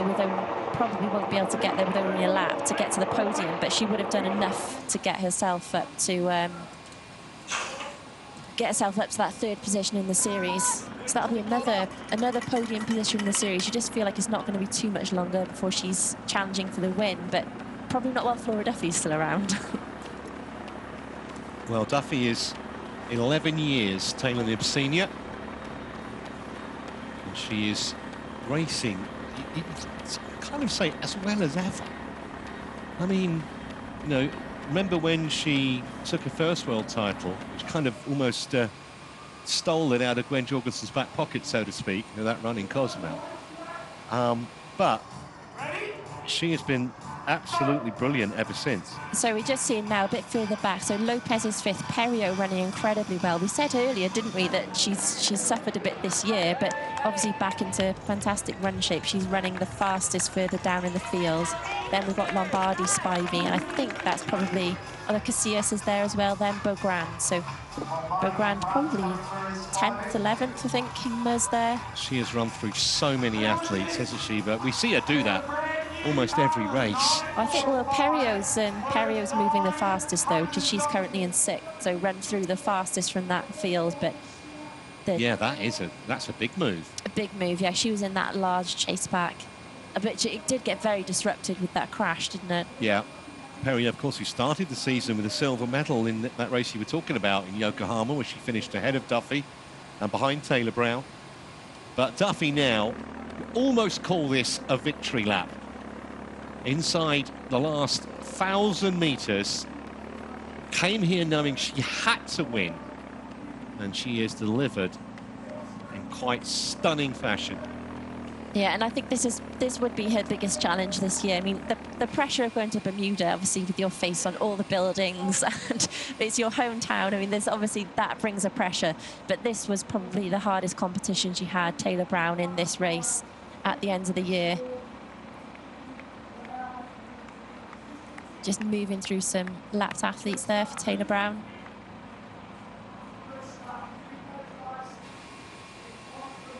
And that's Duffy there, so just still taking on the water, still keeping as cool as possible. There's not much longer left to go, but she wants to make sure she gets there in good shape. Just keep going, keep the rhythm going, keep the cadence going, concentration. And even in Bermuda, where she was like over a minute and a half ahead of the rest of the field, she didn't really relax until that last couple of 100 metres and enjoy it. And I think we'll see the same here. She won't even think about it. She's going to keep going, probably till she steps onto that blue carpet, when then she's actually able to enjoy it. It's just been the absolute consummate performance. A bit further back in the field, there's Beth Potter really struggling. Oh, yes, that's such a horrible position. She came in, obviously, poised to take that third position in the series, and really just had a bad day. So it's good on her. She's still keeping going. She's going to battle till the end, because that's what she does. But yeah, it's just a Lindemann as well. Another rough day for her. 3 and 4 in the series, and both fighting it out down at, mid-pack.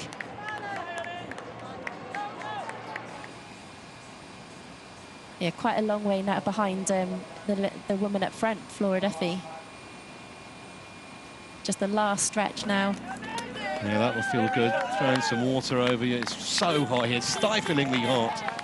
But she has produced a performance that has been, quite frankly, out of this world. The conditions haven't bothered her. The course hasn't bothered her.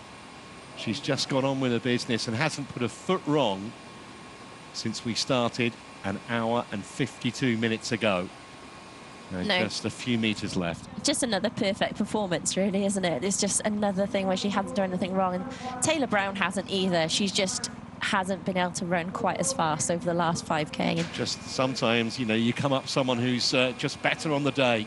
And I think Taylor Brown is about 41 seconds down at this point. So really, really lost a lot of time over this 5K.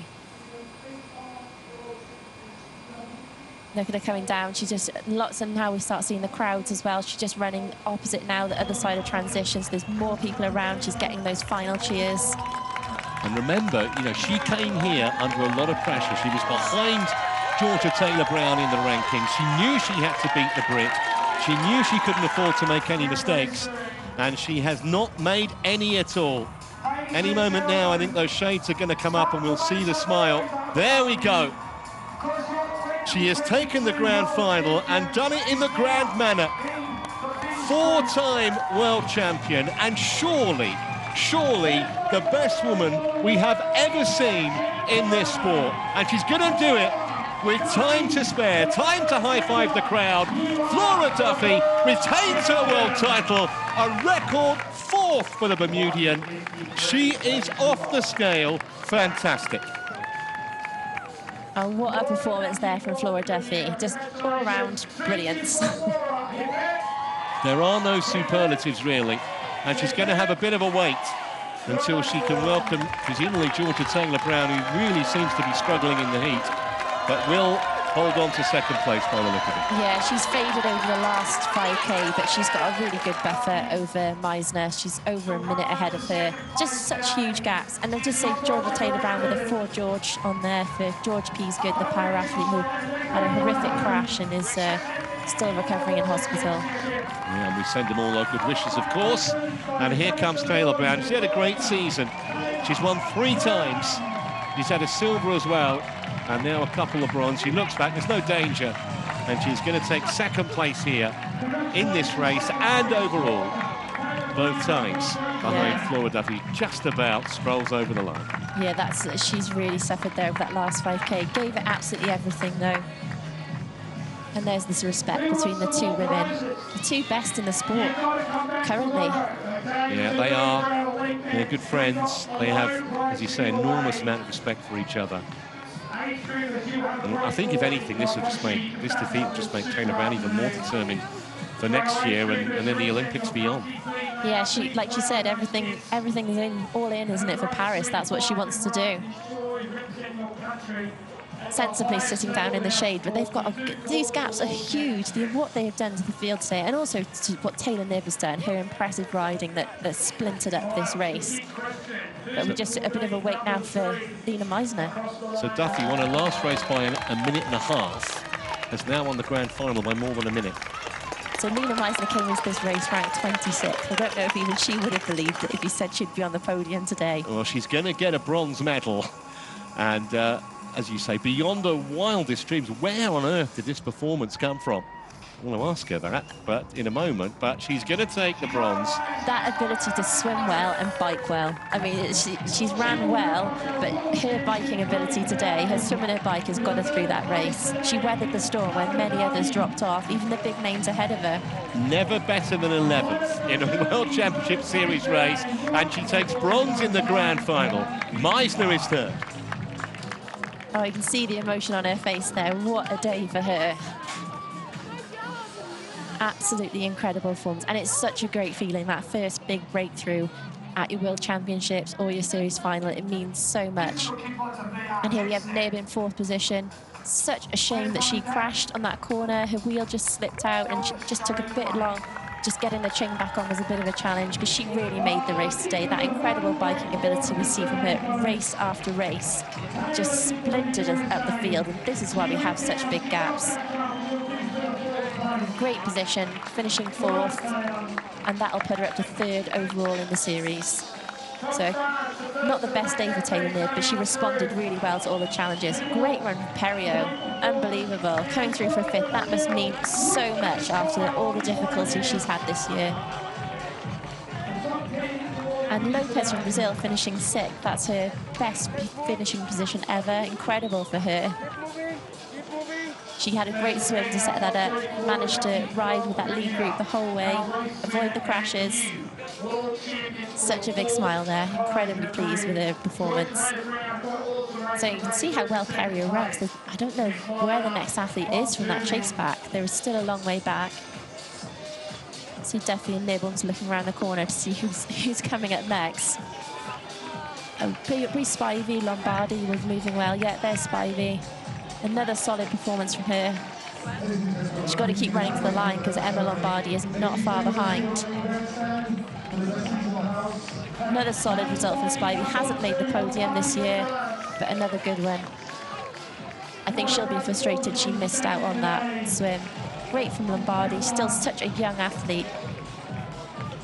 She won the World Under-23s last year. She still could compete at Under-23s, but she's moved up to the senior ranks.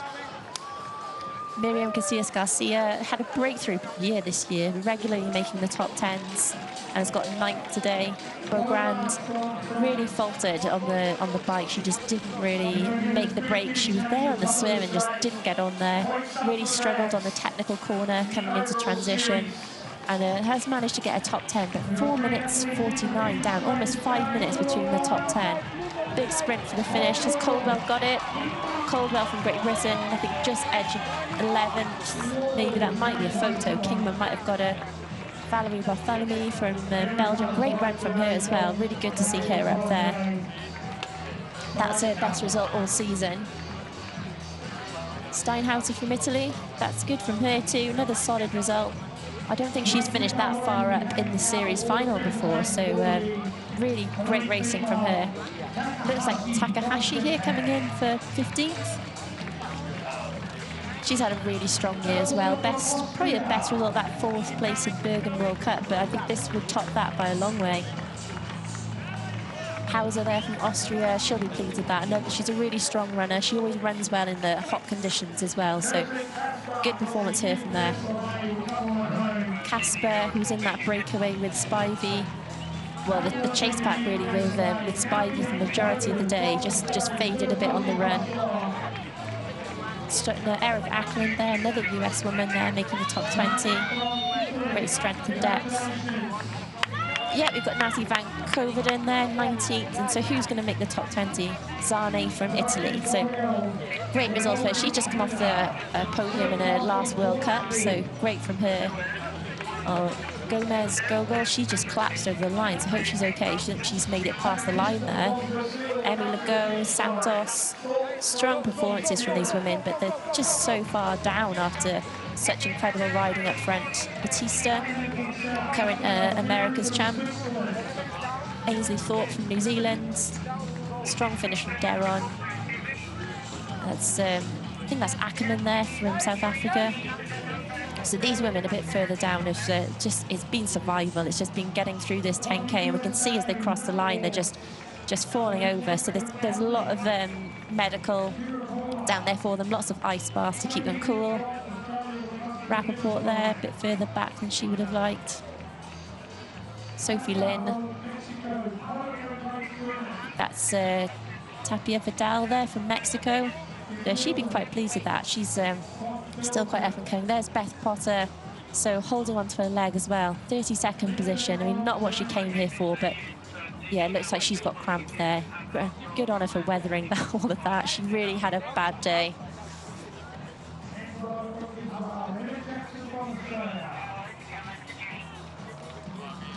There's Jolie Vermeulen there from Belgium.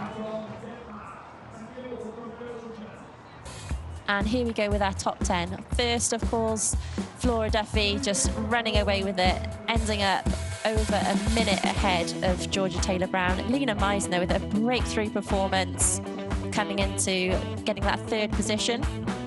Nib recovering incredibly well with 4th. Perio run probably one of the fastest runs of the day there, cutting into 5th. Here we go onto the 2nd page. Kingma 11th. And Ilaria Zane there rounding out the top 20 from Italy.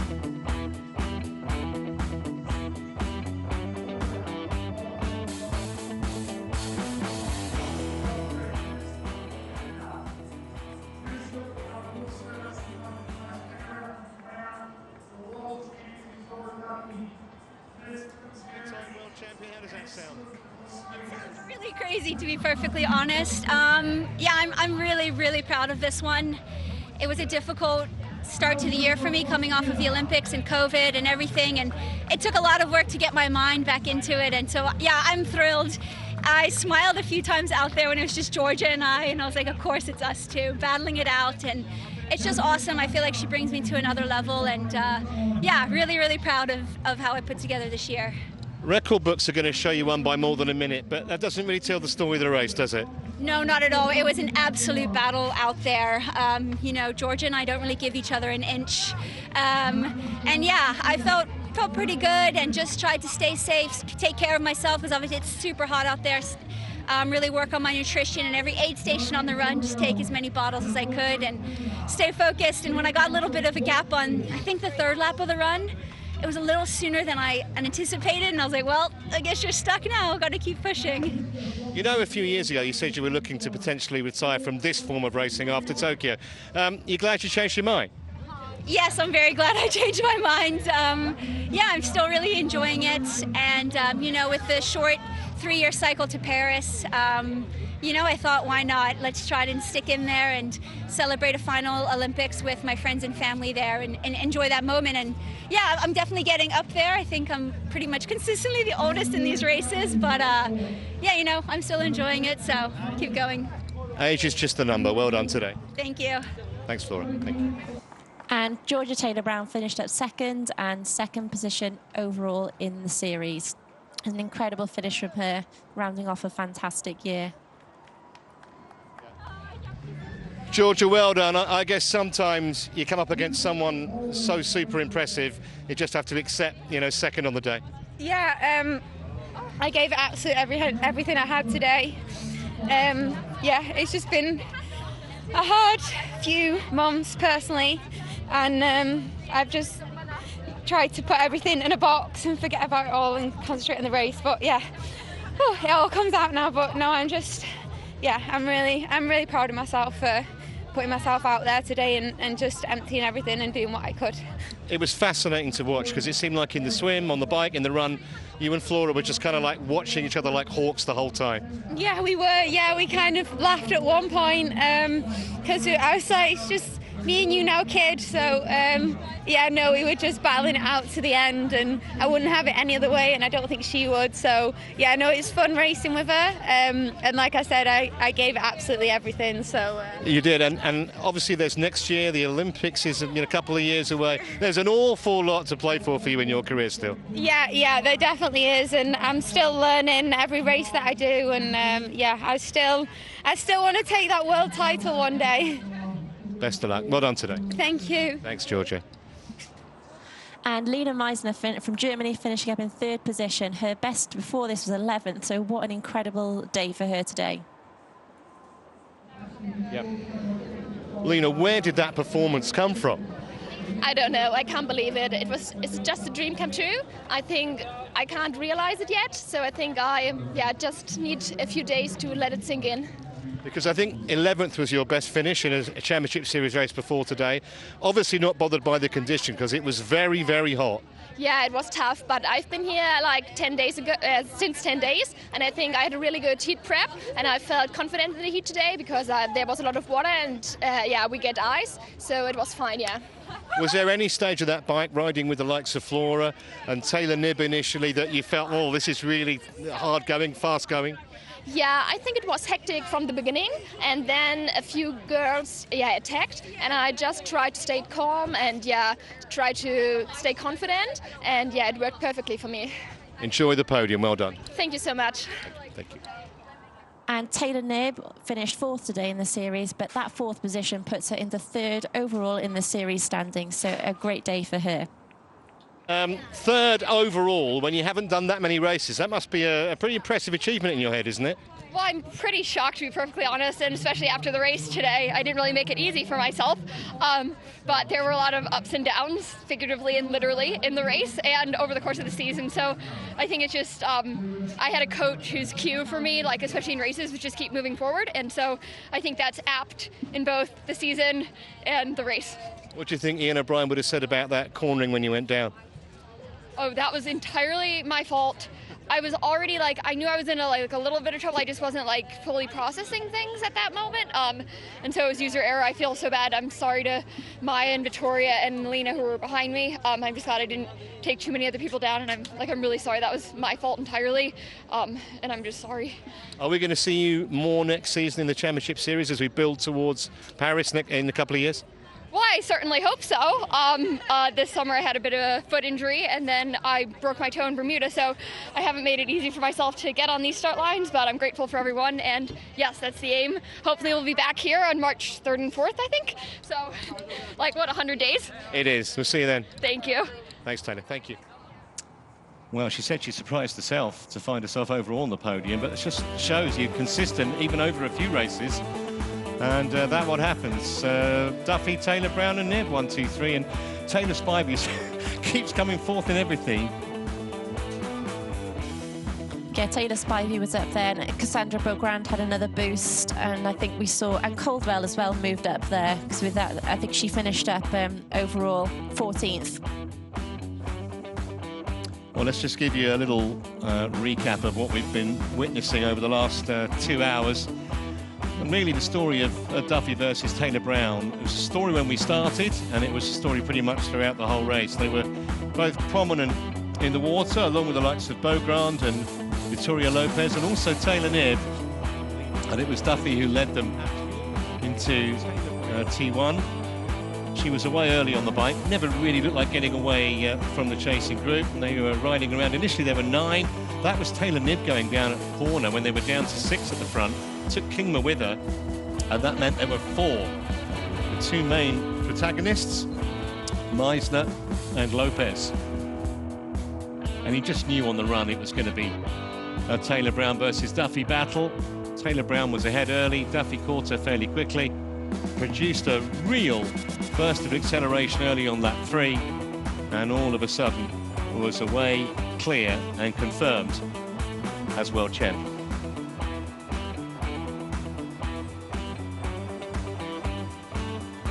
Incredible display from the Bermudian, a 4-time world champion now. No one's ever done that on the women's side.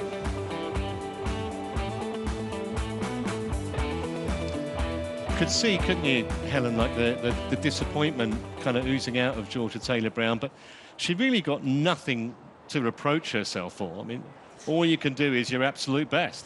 Yeah, I think there was a bit of disappointment, also that relief that it's over, that series is over, the pressure's off, you can kind of just relax now. It's your off season, and she did everything she could. There was nothing more. She just couldn't respond to that push, and she went out there. She did. She tried it, didn't she? She took it out fast to really go for it, but just wasn't able to, handle that pace over the last 5 kilometres on the run. What a day for Lena Meisner as well. A bronze medal in a grand final.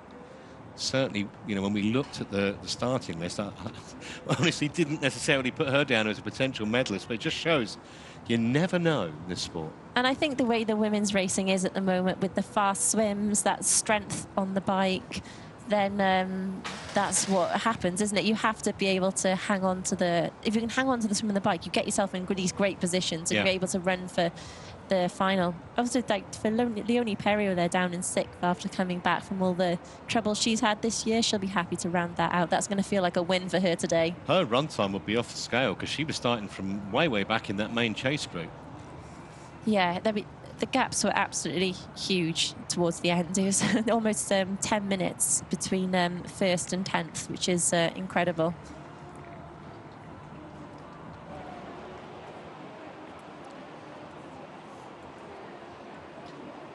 Obviously, we'll bring you the trophy presentation, the medal presentation shortly. And you see the athletes making their way down, yeah. Yeah, it's a fairly long way, actually, to go for them between where they finished the race and where the podium is. And the reason that there's a slight delay with the presentation is we have to wait till all the athletes are finished, because part of the route cuts across where the presentation area is. Just looking at those results again, Lopez holding on to, did she hold on to 6th in the end? I think she did. Yeah, Lopez was 5th. So, yeah, incredible performance from her. Probably the best, I think, well, her best finish in WTCS racing. And deserved too. Yeah. After the way that she swam, we know she's going to swim well, and the way that she hung tough on the bike in that leading group. Yeah, and a really solid run as well. Really helped by that. They just had such a big gap, didn't they, to the big chase group. There was less to the smaller chase pack, but that huge gap just allowed them to run away with it. And the way that they was, you know, they spat some athletes out the back of that group, the likes of Lena Tersch and Lara Lindemann, but not Lopez. She hung really tough.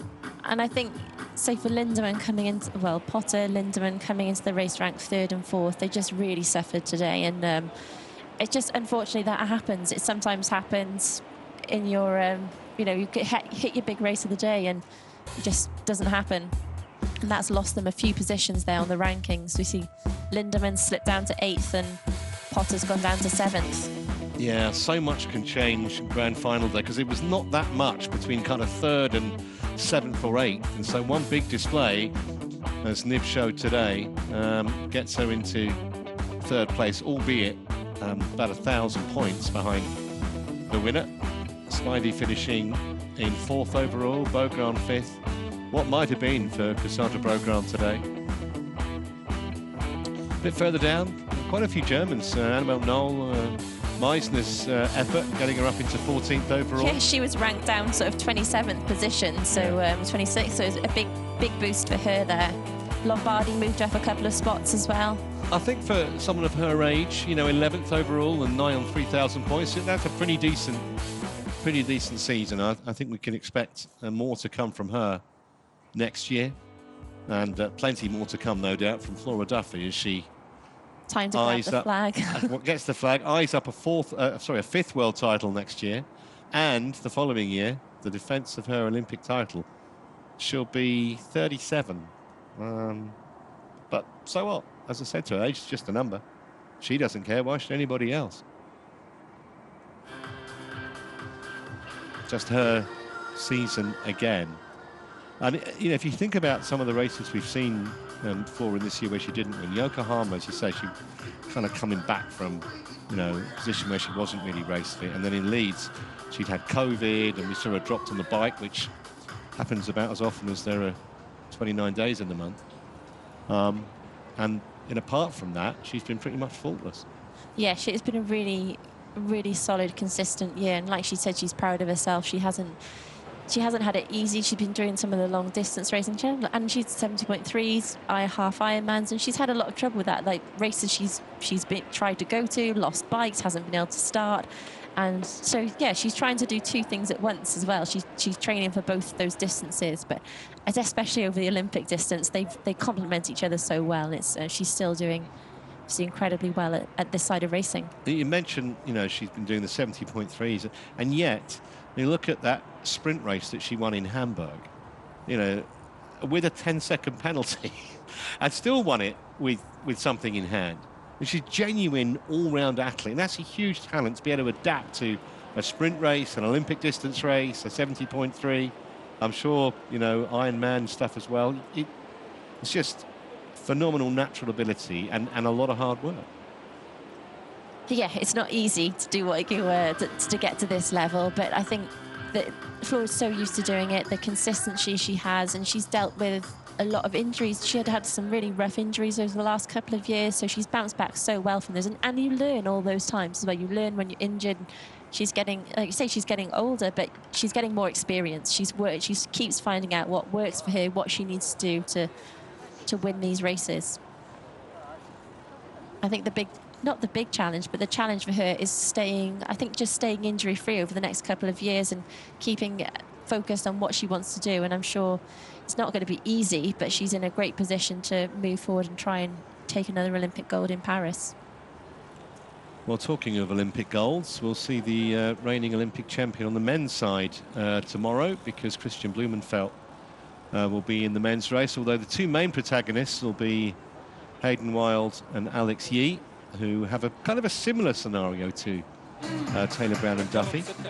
And you can follow that race with us live from 2:50 local time tomorrow afternoon here in Abu Dhabi. Obviously adjust that to wherever in the world you're watching as we see them attaching the flags for the presentation.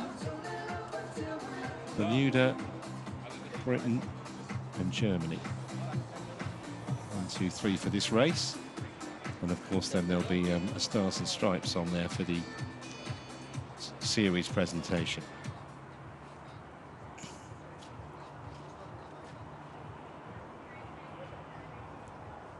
I'm sure the men have been watching the race in prep for tomorrow, getting find out which side of the swim was faster, where things happened on the bike. Always a little bit, it's not very much fun going second because you've got another day to wait for the race, but you do gain that bit of information from watching. Yeah, the men's race tomorrow is a couple of hours later, the start time, but I don't think it'll be much cooler. I think maybe for the last half an hour it might cool a little bit, but starting at 3 o'clock, it's still right in the heat of the afternoon. I think they're going to frazzle a little bit, as the women did today, but they made light of it for the most part.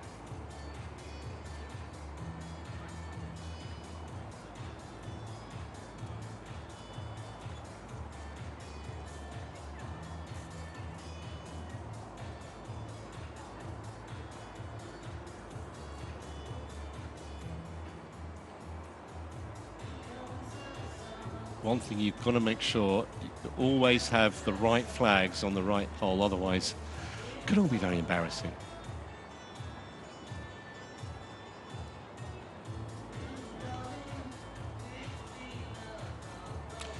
So while we're waiting to witness the, well, not just one presentation, it's two presentations, because we're going to have the presentations for the race itself, and then we're going to have the presentation for the overall series. Of course, Duffy and Taylor Brown first and second. And both of those, and Taylor Nibble come in to replace Lena Meisner when we get to the season award.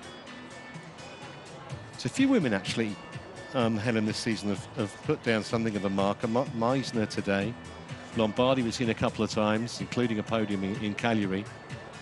Young Matilda Manson with that win in Berg in the World Cup. So there are some new names coming through, as well as some of the more established triathletes like Duffy and Taylor Brown. Yeah, there's definitely people coming through. Even like seeing athletes like Lopez up there today. Just new names, isn't it? Really coming through and taking those top positions and showing how the women's racing is going. You still have to have that strong swim bike to put yourself in contention for any medal. So the three medalists for this race on their way to the podium. Taylor Brown and Duffy in a rapt conversation there. Meisner wondering what it's all about being on a podium. Yeah, it might take a few days for this to sink in. Yeah. I like that quote. But she said she didn't find it too bad out there. She was really prepared and used all the ice and really adapted really well to the situation. It's Ryan Montgomery, ASIC's Global Head of Federations and Events.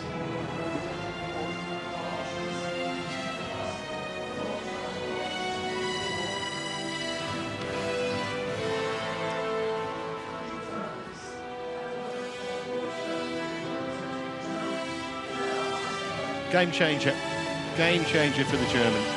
First ever medal at this level, and she chooses the grand final to do it. And she looked pretty comfortable on the run too, never really looked in danger of being caught. No, I think Nib pulled back a bit at the start, but she ran really strong, very consistently through the 10K.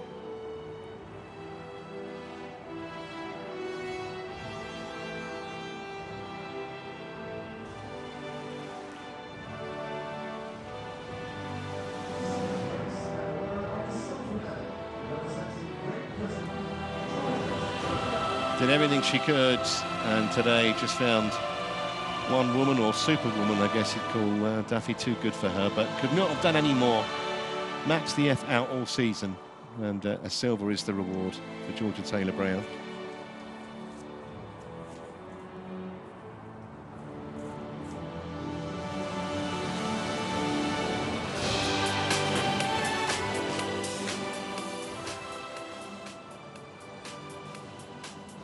Got 2 bronze medals, Taylor Brown, as well in overall series, as well as the gold from 2020.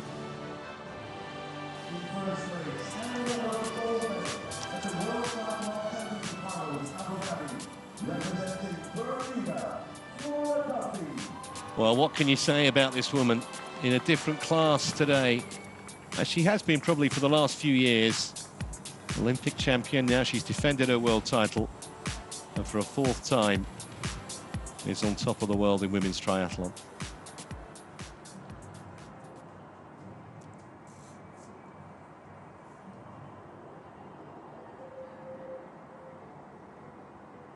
Stand by then for the anthem.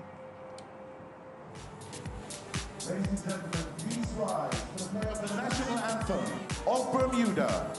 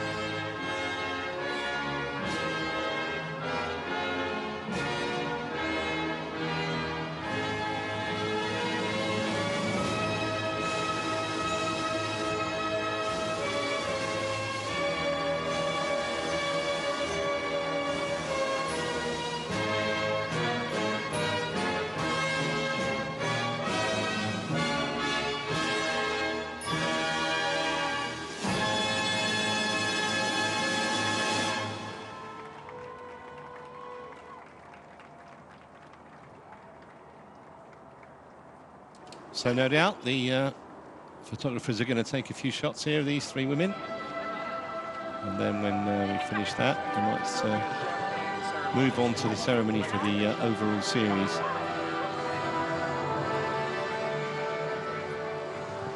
But it has been a fascinating season because we know about the consistency of Duffy and Taylor Brown, and there's kind of been odd moments of brilliance from others. I mean, Cassandra Beaugrand, obviously, in Leeds is one that stands out. I guess Lombardi finishing second in Cagliari also. Yeah, Lombardi coming through, kind of that fourth in Yokohama, then the podium in Cagliari is a big breakthrough for her.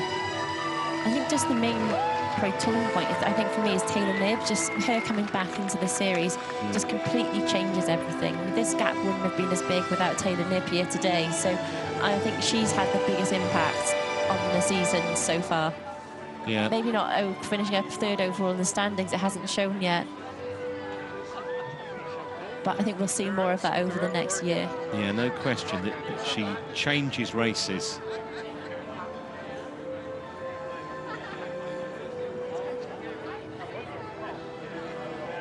And at 24, you think she's only going to get better.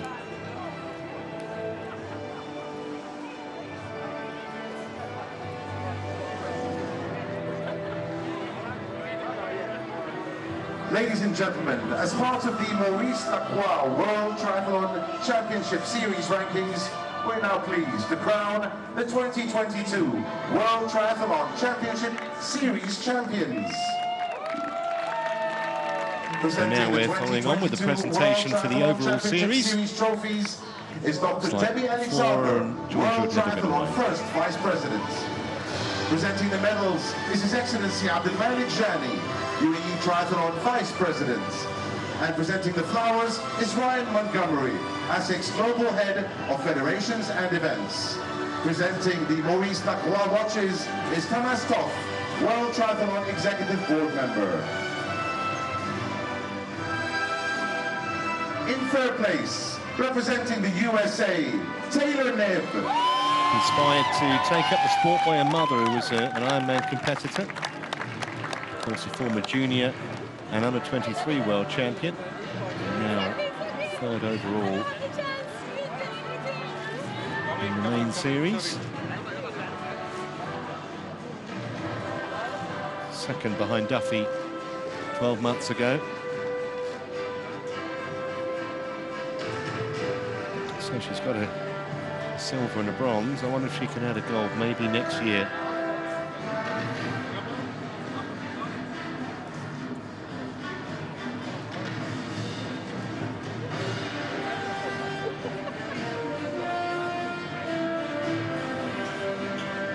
In second place, representing Great Britain, Georgia Taylor Brown. As I said, she was the official world champion in 2020, albeit it's just the one race in Hamburg. Third overall the 2 years prior to that. So perennially on the podium in the overall series. She'll be back fit and firing next March, because actually next season starts where this season's finished right here in Abu Dhabi in early March. It's already in Taylor Knibb's diary, what she told me a few minutes ago.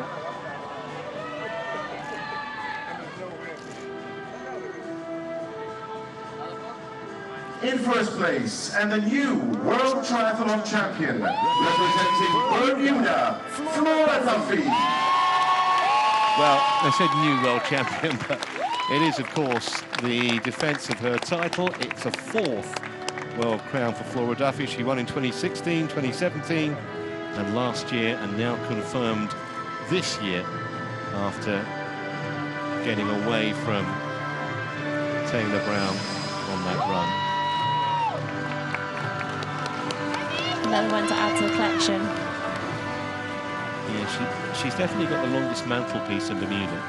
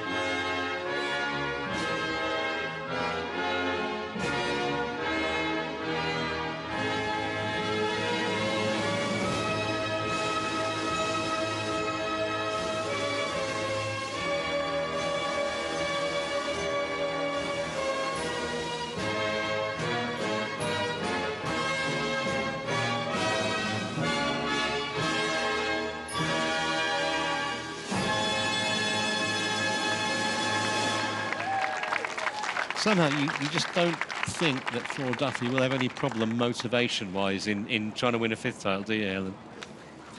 I wouldn't have thought so. We are now welcoming back on stage the race medalists for the Sparkling Juice celebration. They'll time photos, then they'll have Lena Meisner will come back on for the champagne.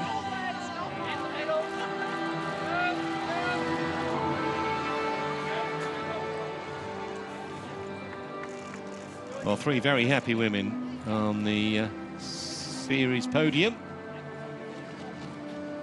And Niv, every time we've seen her, has been a factor.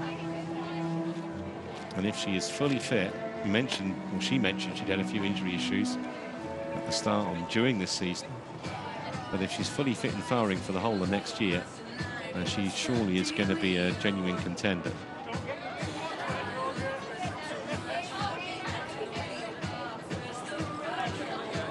So a few more shots for the snappers. Are going to open some fizzy juice on the podium. I imagine that's going to be very sticky. That's right in the eye, I think. See, Lena Meisner's not used to firing that. Mentioned that she's never been on a podium at this level. May not be her last. Well, I hope you've enjoyed our coverage today of this women's grand final. It's been hugely dramatic. You've had a couple of prominent women down on the bikes, but at the end of it, Flora Duffy emerges as the world champion yet again. From me, Trevor Harris, for Helen Jenkins and our whole cast of crew in Abu Dhabi, see you tomorrow for the men's race. Bye for now.